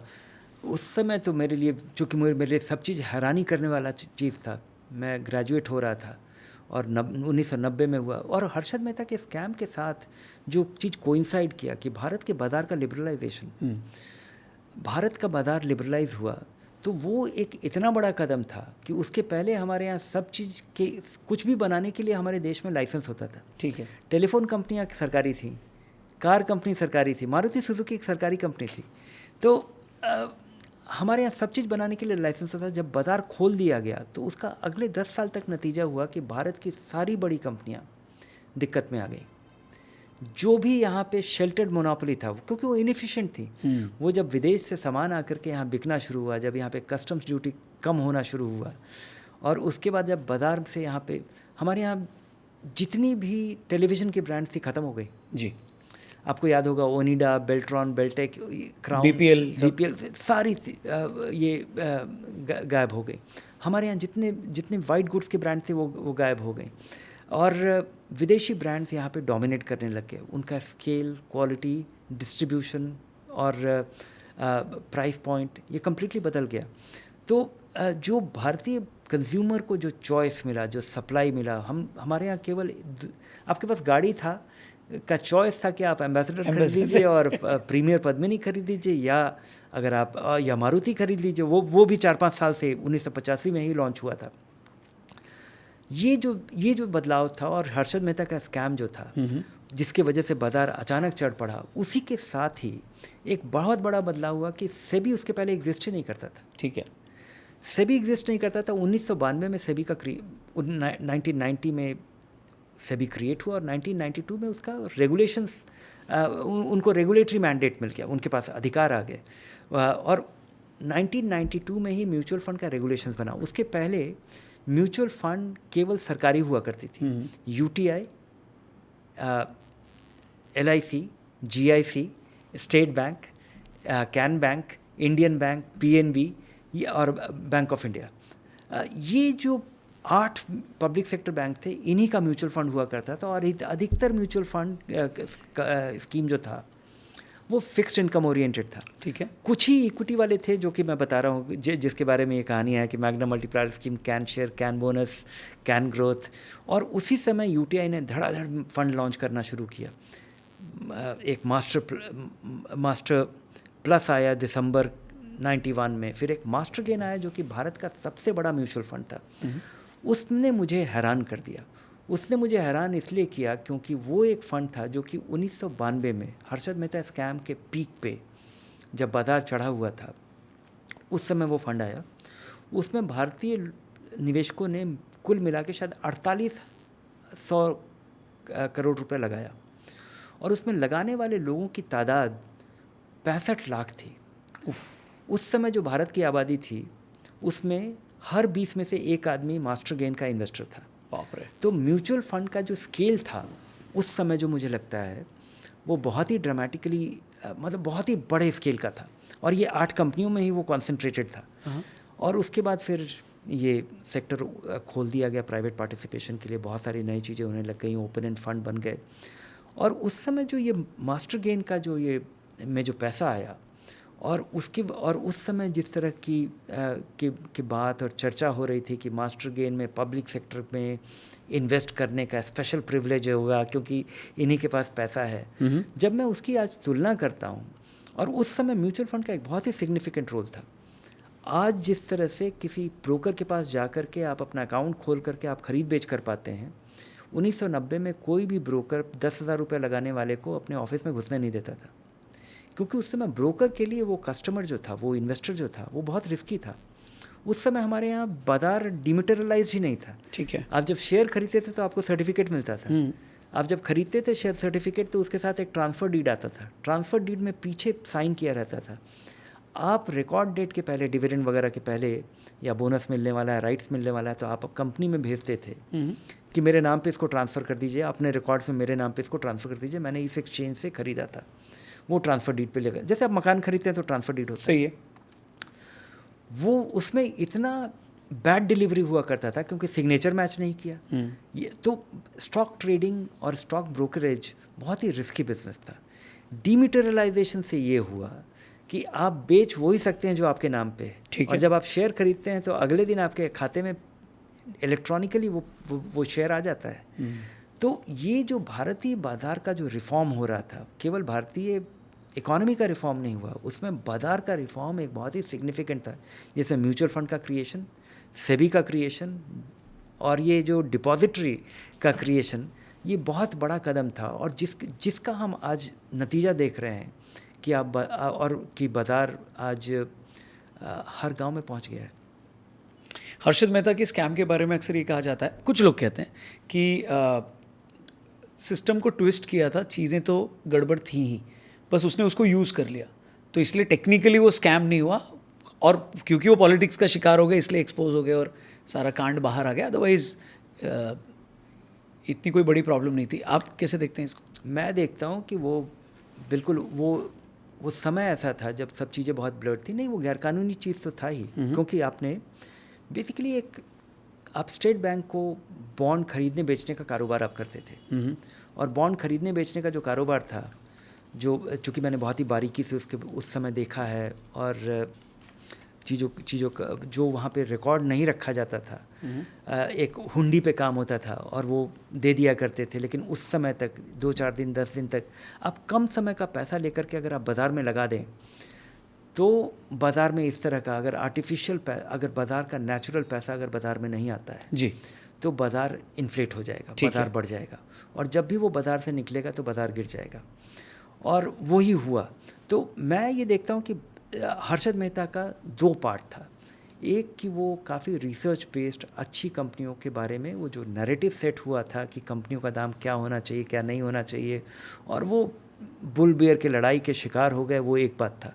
लेकिन ये बिल्कुल गैरकानूनी चीज़ था कि स्टेट बैंक का जो पैसा उनका था ही नहीं, वो कई 100 करोड़ रुपया शेयर में लगा देना, इस उम्मीद पे कि जब वो बढ़ जाएगा तो आप बेच लेंगे। मैं उधार का पैसा लेकर के बाज़ार में इतने बड़े तादाद में आपको बताए बिना नहीं लगा सकता, और यही गैरकानूनी चीज़ था।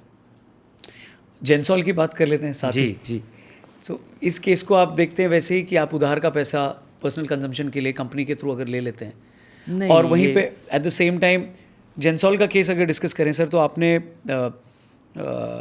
थोड़े टाइम पहले ही बताया था कि कोई भी कंपनी या इंडस्ट्री अगर आपको अच्छा करते हुए दिखे तो आप बुलिश हो जाते हैं, आप होपफुल हो जाते हैं कि वो अच्छा करेगी। ईवी प्लस ब्लू उनका जो कैब सर्विस था, उसके बारे में अगर बात करें तो वो उसने बहुत लोगों को इम्प्रेस किया। तो एक तो ये फ्यूचर भी है ईवी, प्लस अच्छी सर्विस दे के आपने लोगों को, कस्टमर्स को इम्प्रेस भी किया, और वर्ड ऑफ माउथ से आपका बिजनेस चल भी रहा है, तो उस कंपनी पे ट्रस्ट बढ़ता है। फिर अचानक से पीछे से एक खबर आती है कि नहीं, उनके प्रमोटर्स जो हैं या ओनर्स जो हैं, उन्होंने उस पैसे को गलत तरीके से यूज़ किया, पैसा निकाला है कंपनी से। जी, पैसा निकाला है कंपनी से। तो इसको कैसे देखते हैं? फिर ट्रस्ट आएगा कैसे फिर अचानक से? नहीं आएगा। इसी वजह से भारत में करीब 4,000 कंपनियां लिस्टेड हैं। आज तक 5,000 कंपनियां पब्लिक हुई होंगी, जिसमें से 77 कंपनी ऐसी है जो कि सेबी के रिकॉर्ड्स में वैनिशिंग कंपनी है। वो Okay. कंपनी का पब्लिक इशू आया 90 के दशक में, और वो आज एग्जिस्ट नहीं करती हैं। और उनको जब ढूंढने गए, हाँ। इसके लिए एक पार्लियामेंट्री कमेटी सेटअप हुआ था लेट 90s में, जिसने ये जिम्मेवारी दी थी सेबी को पता करने के लिए कि ये कंपनियां गई कहाँ। मिनिस्ट्री ऑफ कॉर्पोरेट अफेयर्स और सेबी ने मिल करके ये 77 कंपनी जो कि लोगों से पैसा रेज़ की, और वो उसके ना तो प्रोमोटर्स मिलते हैं, ना वो बिज़नेस कहीं ट्रेसेबल है। तो वो लोग कहाँ गए, ये हवा में कैसे गायब हो गए। तो उसके बाद बहुत सारे नियम कानून बदले, हमारा जो कंपनीज एक्ट है वो बदला है, सेबी के नियम काफ़ी मजबूत हुए हैं, सख्त हुए हैं। मैं खुद सेबी के प्राइमरी मार्केट कमेटी का मेंबर हूँ, तो वहाँ पे अब जितनी बारीकी से देखा जाता है, तो हमारे यहाँ जो नियम जो रेगुलेटरी रिजीम है उसका ये है कि आपको जानकारी दिया जाएगा और आप आँख खोल करके सोच समझ कर निवेश कीजिए। कैविएट एम्प्टर आपको लेकिन हम आपको पूरी जानकारी देंगे, ठीक है, कि आप एक इन्फॉर्म्ड ओपिनियन फॉर्म कर पाइए एज अ इन्वेस्टर। यहाँ पे जो दिख रहा है ये बेसिकली एक कॉर्पोरेट गवर्नेंस का मिसस्टेप है, ये एक लालच है, जो कि और यहाँ पे और बाकी चीज़ें तो अभी भविष्य में आएंगी, क्योंकि ये जब और इसके पीछे एक मुझे लगता है कि एक रेगुलेटेड गवर्नमेंट ओन्ड जो डिज़ाइन है, जो स्ट्रक्चर है, क्योंकि इनको जो इतना बड़ा लोन मिला है वो मिला है इरेडा से और पीएफसी से। ठीक है। वो जो 2 पब्लिक सेक्टर फाइनेंशियल इंस्टीट्यूशंस हैं जिन्होंने इसके लिए रिन्यूएबल एनर्जी के लिए एक प्रायोरिटी सेक्टर लेंडिंग दिया है। उसके बाद यहाँ पे इनको वो लेंडर की जिम्मेवारी है। नुकसान तो सबसे बड़ा उनका होगा, क्योंकि इन्वेस्टर का पैसा कम लगा है, लेंडर का पैसा ज़्यादा लगा है। और अगर ये सर्विस बंद हो गई है और अगर आज 4,500 गाड़ियाँ अगर कहीं पे खड़ी हैं, तो मुझे लगता है खड़ा रखने का भी दाम होता है। बिल्कुल। 4,500 दिन प्रतिदिन डेप्रिशिएट भी हो रही है। और रोज़ नहीं, आप तो गाड़ी तो खरीद के शोरूम से जैसे लाते हैं वैसे ही 15% डेप्रिशिएट हो जाता है नई गाड़ी रजिस्टर कराने के साथ ही। तो मुझे लगता है कि ये कारोबार चलाना, ये इसमें किसी भी जब आप शेयर में या कंपनी में आप इन्वेस्ट करते हैं, तो कंपनी का फ़ायदा होना, नुकसान होना, डूब जाना एक अलग बात है, लेकिन कौन वो कंपनी चला रहा है, ये जो आप रिस्क ले रहे हैं एक आदमी पे, जिसको आप इतना बड़ा ये एक एजेंसी रिस्क है। एक बेसिकली जो मैनेजमेंट है, जो भी कंपनी चला रहा है, जिसने कंपनी की शुरुआत की है, जहाँ पे आपने पैसा लगाया है या लोगों ने पैसा लगाया, वेंचर कैपिटलिस्ट ने लगाया है, बहुत सारे हाई नेटवर्थ इंडिविजुअल्स ने लगाया है, ये एक बड़ा एजेंसी रिस्क है। आप भरोसे पे दे रहे हैं कि मन लगा के चलाओ, हम बिजनेस रिस्क ले रहे हैं, पर उस आदमी पे अगर वो आदमी ही रिस्क हो गया, तो ये तो सबसे बड़ा ब्रीच ऑफ ट्रस्ट है। और ये मुझे लगता है कि इस पे हमें काफ़ी स्ट्रॉन्ग स्टेप लेना चाहिए, और लिया भी गया है। पहले भी ऐसी चीज़ें हुई हैं, लेकिन यहाँ पे हमें देखना चाहिए कि अगर ये पैसा निकाला गया है तो ये किस तरह का मिस गवर्नेंस है, यहाँ बोर्ड ऑफ डायरेक्टर्स क्या कर रहे थे, वो लेंडर्स क्या कर रहे थे, क्या यहाँ पे इतना बड़ा पैसा इस कंपनी को कैसे दे दिया गया, जहाँ पे इतने चेक्स बैलेंसेस इतना भी नहीं है कि कोई कंपनी से 100 करोड़ रुपया अपने प्राइवेट दुकान की तरह निकाल लेता है, फ्लैट खरीदने के लिए, गाड़ी खरीदने के लिए। और ये जो सेबी के रिकॉर्ड जो रिपोर्ट में जो डिटेल्स आए हैं, उससे ये लगता है, और ये मुझे लगता है, और मुझे बड़ी दया भी आती है कि एक इतना इनोवेटिव प्रमोटर जिसने एक बढ़िया बिजनेस बिल्ड किया, जिसमें पोटेंशियल था कि ये आज से 10 साल के बाद हो सकता है ये 1 लाख करोड़ की कंपनी होती, ये देश भर में ये एक नया बिजनेस मॉडल क्रिएट करके अगर वायबल इलेक्ट्रिक व्हीकल्स, जिसके कस्प पे हम लोग बैठे हुए हैं, जिसको कि हर बड़े शहर को इसकी ज़रूरत है, वहाँ पर अगर ये इतना बड़ा कारोबार जो कि अभी केवल 2 शहर में है, बिल्कुल, अगर ये, मुझे तो लगता है कि ये प्रूफ ऑफ कॉन्सेप्ट ही था अभी, जिसको ये अभी डिमॉन्स्ट्रेट कर रहे थे जी। तो आपने बेसिकली एक सोना देने वाली मुर्गी को आपने पेट फाड़ दिया है और लालच में, और कि सारे अब सोने वाले अंडे अभी निकाल लिए जाए। ये बड़ा ही अनफॉर्चुनेट है, और इसमें रेगुलेटर्स और गवर्नमेंट, ये जो एजेंसीज हैं, ये इसमें सख्त कदम तुरंत उठाएंगी, और मुझे लगता है उसका प्रावधान है। जी सर, इतना समय आपने दिया मार्केट को देखने, समझने, सीखने में, अभी भी आप लगातार उसमें हैं। कौन सा एक व्यक्ति है जो आपको सबसे ज़्यादा इम्प्रेस करता है ओवरऑल भारत के बाज़ार को अगर देखा जाए तो? भारत में मुझे लगता है कि अगर मैं बिज़नेस के टर्म्स में देखा जाए तो मुझे नारायण मूर्ति बहुत इंस्पायरिंग लगते हैं। ठीक है। क्योंकि इसलिए नहीं कि इतना बड़ा कंपनी है ये, उस समय उन्होंने सोचा जब और विजुअलाइज़ किया और एक नया स्टेप। नारायण मूर्ति का एक बहुत बड़ा कंट्रीब्यूशन है जो मुझे लगता है कि लोग नहीं समझ पाते, जो लोगों को उसका आकलन नहीं है।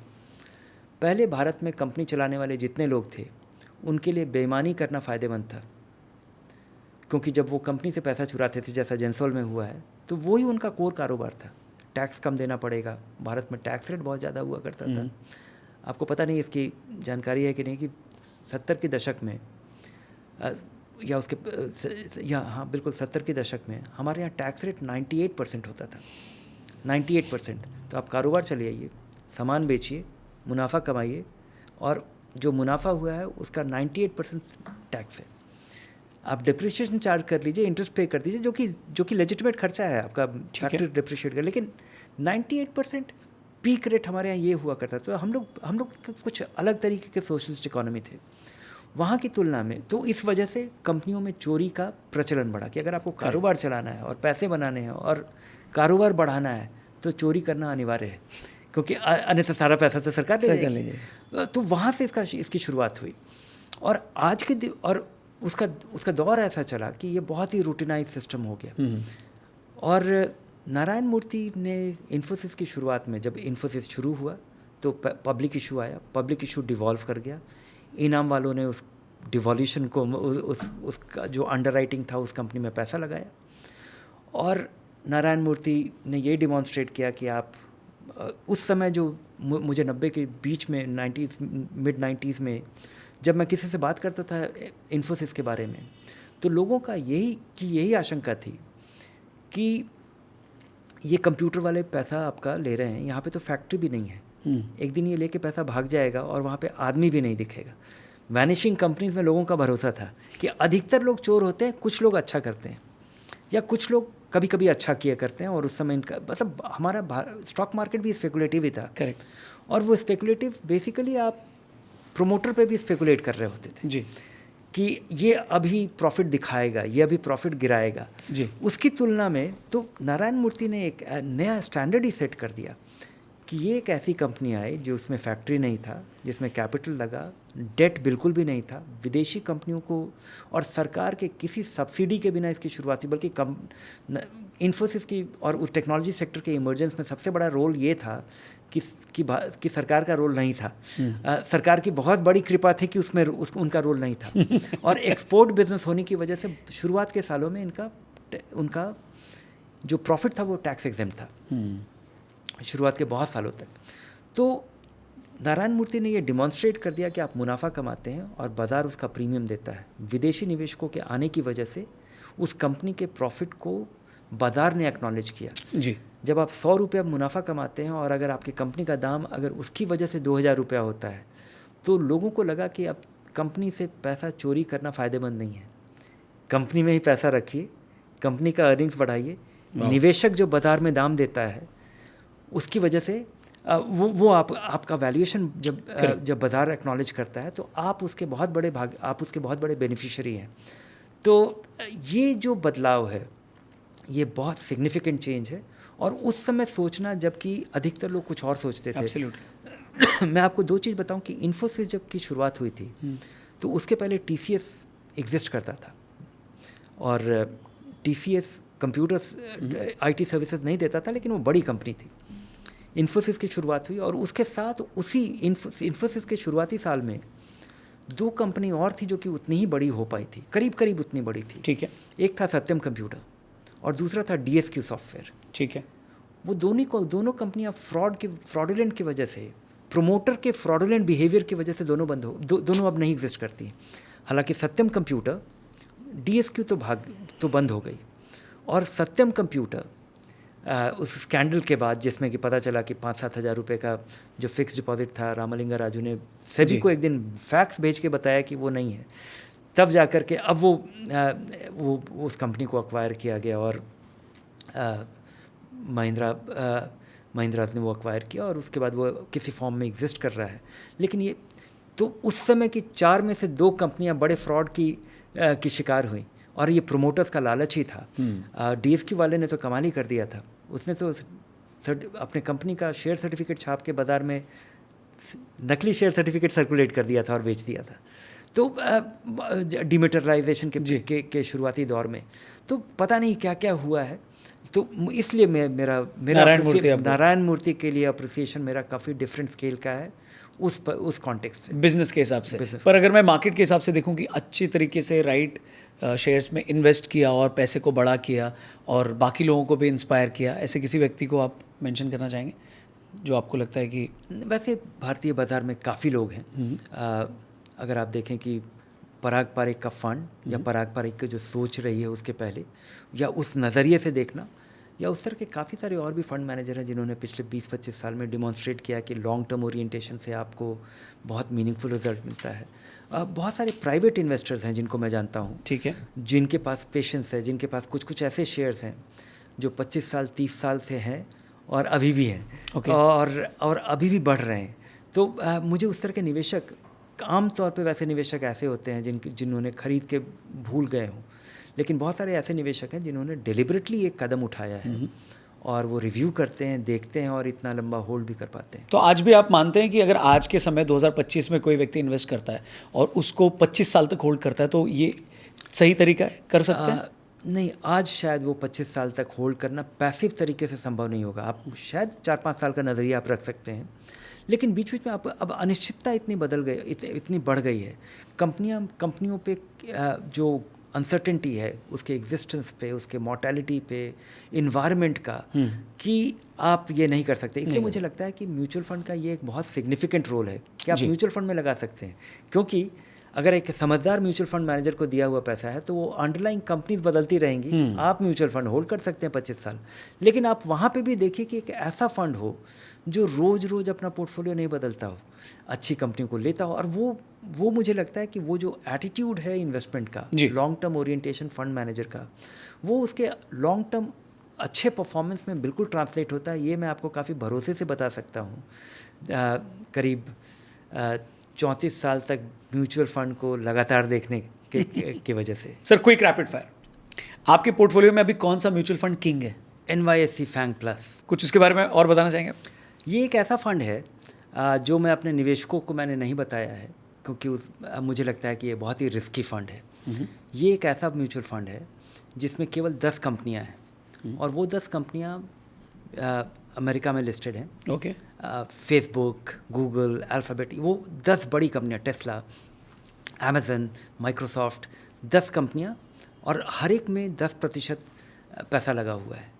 और ये एक दिन में 3-4% बढ़ती हैं, 3-4% गिरती हैं। इसमें पैसा लगाना आज संभव नहीं है, क्योंकि भारत से विदेशी बाज़ार में पैसा लगाने का जो नियम है उसके तहत यहाँ से विदेशी बाज़ार में पैसा लगाना आज ये पे रुकावट है, RBI की पाबंदी है। ठीक है, लेकिन बाज़ार में एक ETF लिस्टेड है और उसमें आप इन्वेस्ट कर सकते हैं। तो कोई दूसरा व्यक्ति बेच रहा होता है जो आप खरीद सकते हैं। ठीक है। और शुरुआत का भी ख़रीदा हुआ मेरे पास ये फैंग प्लस फंड है जो कि ब्लॉकबस्टर है। ओके। और यहाँ पे मैं बताऊँ कि जब ये लॉन्च हुआ था तब इसमें पैसा लगाया गया था, और वहाँ से और इस फंड को मैंने अपने सर्विसेज में या अपने इन्वेस्टर्स को रेकमेंड इसलिए नहीं किया है क्योंकि ये बहुत ही वॉलेटाइल फंड है। ठीक है। इसके रिस्क को अप्रिशिएट करना सबके लिए नहीं है। ये मेरे पोर्टफोलियो का एक ऐसा कंपोनेंट है जिसके साथ मैं रिस्क लेना चाहता हूँ। तो ये एक बहुत ही कॉन्सेंट्रेटेड म्यूचुअल फंड है जिसमें आप पैसा लगाते हैं, और इसका ETF भारत में ट्रेड होता है। अभी भी लिस्टेड है, आप खरीद सकते हैं, लेकिन अभी खरीदना खतरनाक होगा। इसको आप सलाह न लें, जब ये बाज़ार में लगाना संभव होगा, क्योंकि आज के दिन ये ETF अपने NAV से 20% प्रीमियम पे बिक रहा है। अगर इसका NAV 100 रुपया है तो इसका बाज़ार में दाम 120 रुपया होता है। आप इस तरह की गलती ना करें। भविष्य में देखें कि जब RBI की पाबंदी ख़त्म हो जाएगी, जब इसमें लगाना संभव हो और आपको लगे कि ये आपके पोर्टफोलियो में फिट होता है और आपको ये फ़ंड पसंद आता है इन कारणों की वजह से, तो लेकिन मेरे पसंद होने का कारण ये है। हाँ, मैं ये बता रहा था कि जब लगाया था शायद 2-2.5 साल पहले इसकी शुरुआत हुई थी, तब से ये काफ़ी रफ्तार से बढ़ा और उसके बाद काफ़ी रफ्तार से गिरा भी। और वो जो 2.5 गुना होकर के फिर 40% गिरना है, तो उसके बाद अभी भी ये हैंडसम रिटर्न है। और मुझे लगता है कि, और मेरा ये निवेश 10 साल 15 साल के नज़रिए से है। ठीक है।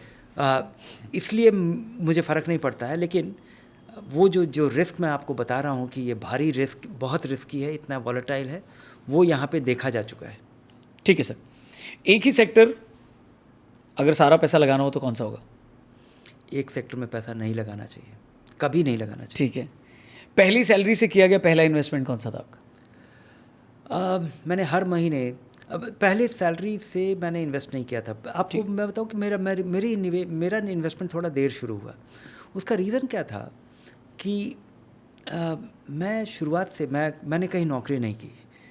कॉलेज से निकला और ये पब्लिक सेक्टर का सीरीज छप गया, म्यूचुअल फंड का स्कोर कार्ड छप गया, फिर मैंने बहुत सारे अखबारों में सिंडिकेट करना शुरू कर दिया। ठीक है। तो मेरी ज़रूरत थी, मेरा अपना बिजनेस बहुत कैपिटल ढूंढ रहा था, तो मेरे पास पैसा बचता ही नहीं था। जो मैं कमाता था वो सारा कभी प्रिंटर खरीदने में चला जाए, कभी फैक्स मशीन खरीदने में चला जाए। तो खुद आपने लेट इन्वेस्टमेंट शुरू किया? नहीं, आप उसको इस नज़रिए से देखिए कि वैल्यू रिसर्च में इन्वेस्टमेंट सारा मेरा था और वो इक्विटी इन्वेस्टमेंट था। करेक्ट। और वो अभी, और मुझे लगता है कि वो अच्छा खासा रिटर्न दिया। लेकिन मैंने 2-2.5 साल के बाद से जो सालाना 10,000 रुपये का टैक्स सेविंग इन्वेस्टमेंट, उस समय आज जो 80C के तहत आप 1 लाख रुपए कर सकते हैं, उस समय सेक्शन 88A हुआ करता था, उसके तहत आप सालाना 10,000 रुपये म्यूचुअल फंड में इन्वेस्ट कर सकते हैं। ठीक है। तो मैंने शुरुआत के शायद 94 से या 95 से मैंने 10,000 रुपया टैक्स सेविंग का इन्वेस्टमेंट किया। उस समय SIP आप नहीं कर सकते थे, उस समय ओपन एंड फंड थे ही नहीं। ठीक है। आप क्लोज्ड एंड फंड में पैसा लगाते थे और 10 साल का टर्म होता था। तो वो मेरा लगाया हुआ पैसा सारा 10 गुना, 20 गुना, 25 गुना अब हो गया है। ठीक है। और वो मेरे लिए बहुत बड़ा कॉन्सोलेशन है, और वो लॉन्ग टर्म इन्वेस्टमेंट के बहुत ही सेटिस्फाइंग रिजल्ट का, मेरे लॉन्ग टर्म ओरिएंटेशन में विश्वास का वो सब आधार है, मेरा अपना एक्सपीरियंस। एक बुक जो हर इन्वेस्टर को पढ़नी चाहिए? One up on the wall street. ये पीटर लिंच की एक किताब है। अगर आप इक्विटी में इंटरेस्टेड हैं, म्यूचुअल फंड में इंटरेस्टेड हैं, कारोबार कैसे काम करता है, क्यों काम करता है, और उसका जो आपको जो बेसिक कॉन्टूर्स अगर आपको समझना है, तो one up on the wall street ये कहानी की किताब है, और आप इसको बहुत आसानी से समझ पाएंगे, क्योंकि जितनी फाइनेंस की किताबें होती हैं वो काफ़ी कॉम्प्रीहेंड करने में मुश्किल होता है। उसमें आपको अकाउंटिंग का टर्म्स होगा, बहुत सारे रेशियोज़ होंगे जो नहीं समझ में आएगा। ये एक आम बोलचाल की भाषा में कहानी के तौर पे आपको स्टॉक मार्केट समझने में बड़ी मदद करता है। ये पहली किताब है, मैं जिस साल ग्रेजुएट हुआ था उसी समय ये छपी थी। 1990 में इसका फर्स्ट एडिशन आया था शायद। जी। 2000 की अगर मैं बात करूं, उस समय अगर मैंने 1 लाख रुपया लगाया होता तो किस फंड ने मुझे सबसे ज़्यादा, या किस स्टॉक ने मुझे सबसे ज़्यादा रिटर्न दिया होता अब 2025 में? फ़ंड का तो आपको वैल्यू रिसर्च पे जानकारी मिल जाएगी, मुझे ध्यान नहीं आ रहा है कि कौन सा है। लेकिन अगर कंपनी का, तो ये हमने अभी हाल में कभी फीचर स्टोरी के लिए देखा था कि एक कैपलिंग पॉइंट करके एक कंपनी थी। कैपलिंग पॉइंट ये एक फार्मास्यूटिकल कंपनी थी। उस समय इसका शायद कुछ 30-40 करोड़ रुपए का कैपिटलाइजेशन था, और ये 3.5 रुपये में बिक रही थी। ओके। और आज के दिन इसका दाम करीब 1,500 रुपये है। ओके।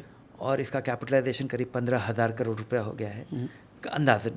और ये एक फार्मास्यूटिकल कंपनी है जो जेनेरिक्स बनाती है। उस समय ये अफ्रीका में बेचा करती थी, और अब जो कि अनरेगुलेटेड मार्केट था, वहाँ पे आप ऑइंटमेंट्स और जेनेरिक मेडिसिन आप आसानी से बेच पाते हैं। और इसी तरह की एक और कंपनी है अजंता फार्मा, जो कि सिमिलर तरीके के बिजनेस में है। लेकिन यहाँ पे जिस तरह का रिटर्न देखा गया है वो लो बेस इफेक्ट की वजह से 3 रुपये 30 पैसे से 1,500 रुपये का दाम होना, और वो 30 करोड़ की कंपनी है, 15,000 करोड़ की कंपनी है। रात को चैन से नींद आए तो किस में इन्वेस्ट करें, गोल्ड में या FD में? रात में नींद आने के लिए आप ज़रूरी है कि मुझे लगता है कि अगर आपके पास सरप्लस है तो आपको रात में नींद अच्छी आएगी। ठीक है। आपके पास उधार नहीं हो तो अच्छी आएगी, नौकरी बचा लीजिए तो अच्छी आएगी। अगर आप इक्विटी से दोस्ती कर लें, और अगर आप रेगुलर इन्वेस्टर हो जाएं और 5 साल केवल एक बार एक्सपीरियंस कर लें, तो आपको इक्विटी में लगाने की वजह से आपको अच्छी नींद आएगी। क्या म्यूचुअल फंड में SIP करना आज भी सेफ है? बिल्कुल सेफ़ है। बल्कि अगर आप अभी मुहूर्त निकाल रहे हैं तो आपको बहुत सारा बहाना मिलेगा कि क्यों नहीं लगाना चाहिए। ठीक है। लेकिन कल लगाइए, बड़ी आप अपने ऊपर कृपा करेंगे। क्रिप्टो को क्या सेबी को रेगुलेट करना चाहिए? किसी को रेगुलेट करना चाहिए ताकि ठीक है। ये जो एक्सचेंज वाले ही पैसा लेके भाग जाते हैं और बोलते हैं 800 करोड़ रुपए गायब हो गया, ये मुझे अभी तक समझ में नहीं आया। क्या पीएमएस सिर्फ अमीरों के लिए? पीएमएस अमीरों के लिए है, और पीएमएस में अगर आप पैसा नहीं लगाते हैं तो आप कोई बड़ा अपॉर्चुनिटी मिस नहीं कर रहे हैं। ठीक है। पीएमएस आपके लिए बहुत ही डिसएडवांटेजेस है टैक्सेशन के पॉइंट ऑफ व्यू से। लोगों को लगता है, अमीर लोगों को लगता है कि उनको, वो अमीर हैं इसलिए उनको प्रिविलेज ट्रीटमेंट मिलना चाहिए, लेकिन यहाँ 50 लाख रुपए लगाना होता है कम से कम, और यहाँ पे आपका जितना शॉर्ट टर्म गेन्स है वो सब कुछ टैक्सेबल होता है। 100% इक्विटी पोर्टफोलियो क्या सही होगा? 100% इक्विटी पोर्टफोलियो अगर आपने इमरजेंसी फंड क्रिएट कर लिया है, शॉर्ट टर्म पैसे को अपने डेट फंड में या बैंक में रखा है, हेल्थ इंश्योरेंस आपके पास है, तो 100% इक्विटी रखने में कोई दिक्कत नहीं है। आपको कभी नुकसान नहीं होगा, बशर्ते कि आपको ये 5 साल 7 साल इस पैसे की ज़रूरत नहीं हो। ठीक है सर। SIP या लमसम? हमेशा ही SIP। लार्ज कैप या मिड कैप? शुरुआत में लार्ज कैप, बाद में कम से कम आधा mid cap. Passive index fund या active fund? Active fund India में कम से कम अभी अगले 5-7 साल। क्रिप्टो या रियल एस्टेट? क्रिप्टो तो बिल्कुल नहीं, और रियल एस्टेट में मकान खरीदिए, अपने मकान में रहिए। बहुत सारे ऐसे मार्केट के लेजेंड्स हैं जो ये कहते हैं कि मकान नहीं, उन्होंने कहा था फिर बाद में उन्होंने ले लिया, बात अलग है वो, लेकिन मैं भी वैसा ही था। ठीक है। मैंने भी अभी तक, मैं अभी भी अपने मकान में नहीं रहता हूँ, हालांकि मेरे पास अब मकान हो गया है, और मेरे पास और एक आध मकान हो गया और पेरेंटल घर है, लेकिन मुझे अभी भी लगता है कि अगर आपके बहुत सारे एम्बिशियस प्लान हैं और अगर आप मकान नहीं ले रहे हैं तो आप कोई अपॉर्चुनिटी मिस नहीं कर रहे हैं। ठीक है। इन्फ्लुएंसर्स का सोशल मीडिया पे मार्केट का ज्ञान देना सही है गलत? आपके पैसे के बारे में आपसे ज़्यादा चिंता कोई नहीं कर सकता है, तो आसानी से झांसे में ना आइए, हमेशा सवाल पूछिए। ठीक है। सबकी सुनिए, करिए अपनी, और आप अपने आप को बेहतर जानते हैं। भारत में स्टॉक मार्केट सही रहेगा आगे आने वाले 5, 10, 15, 20 सालों में, आपको लगता है? बिल्कुल सही लगे रहेगा, बल्कि अगर आप इसके भागीदार नहीं बनते हैं तो आप एक बड़े अपॉर्चुनिटी को मिस कर रहे होंगे। सर फाइनल क्वेश्चन, फोमो का क्या इलाज है? फियर ऑफ मिसिंग आउट, कि मैंने तब कर दिया होता तो शायद इसमें इतना हो जाता। स्पेशली आप जब सामने बैठे हैं तो आपके लिए तो ये क्वेश्चन बहुत ज़्यादा वैलिड है कि आपने मार्केट को कहाँ से कहाँ जाते देखा है, तो क्या कभी आपको ये इनसिक्योरिटी नहीं हुई, कि आपको फियर ऑफ मिसिंग आउट नहीं हुआ कि काश यहाँ कर देते तो इतना होता? इसको टैकल कैसे करें? सवाल पूछिए। अगर आप सवाल पूछेंगे तो ये फोमो अपने आप रिजॉल्व हो जाता है, क्योंकि अगर फोमो आता है कि कहीं पे जादू हो रहा है जी, और too good to be true, तो आपको जानना चाहिए कि ऐसा कैसे हो रहा है। अगर ऐसा कैसे हो रहा है उसका आपको अगर कारण मिल जाए तो आप लगा दीजिएगा, और अगर आपको कारण वैलिड मिल जाए तो, और उसमें नॉर्मली आपको पता चल जाएगा कि ऐसा कोई जादू नहीं हो रहा है। सर जाने से पहले कुछ सॉलिड टिप दे जाइए सर। भाई टिप्स तो केवल वेटर्स के लिए होता है, इन्वेस्टर्स के लिए नहीं। On that note, thank you for watching this podcast. बहुत सारी चीज़ें जानने और सीखने को मिली। धीरेन्द्र सर आप आए यहाँ पर, बहुत अच्छा लगा, और मेरे को लगता है बहुत सारे सवाल और भी हैं जो शायद हमारे व्यूअर्स हमको भेजेंगे कमेंट सेक्शन में, और अगले पॉडकास्ट के लिए हम उन्हें जमा करके रखेंगे और फिर से रिक्वेस्ट करेंगे कि आप आएँ और बात करें। बहुत बहुत धन्यवाद आपका मुझे बुलाने के लिए, और इतने आराम से रिलैक्स तरीके से बिना शोर मचाते हुए टेलीविज़न स्टूडियो की तरह बात करने के लिए। Thank you very much sir. अभी हम इस पॉडकास्ट को यहीं पे समाप्त करते हैं। इसे अपने दोस्तों से ज़रूर शेयर करिएगा। बहुत सारी इन्फॉर्मेशन है जो आपको आगे काम आने वाली है। अगर आप नया कमाना शुरू किए हैं या ऑलरेडी इन्वेस्ट करके लॉस कर चुके हैं, प्रॉफिट कर चुके हैं, बट फिर भी इस पॉडकास्ट से बहुत कुछ सीख सकते हैं, तो प्लीज़ इसे अपने दोस्तों से भी ज़रूर शेयर करिएगा। अब कैमरा बंद होने के बाद मैं और सर जाएंगे, मैं सर को अपना पोर्टफोलियो दिखाऊंगा और फिर आप जाइए। Thank you very much. Thank you.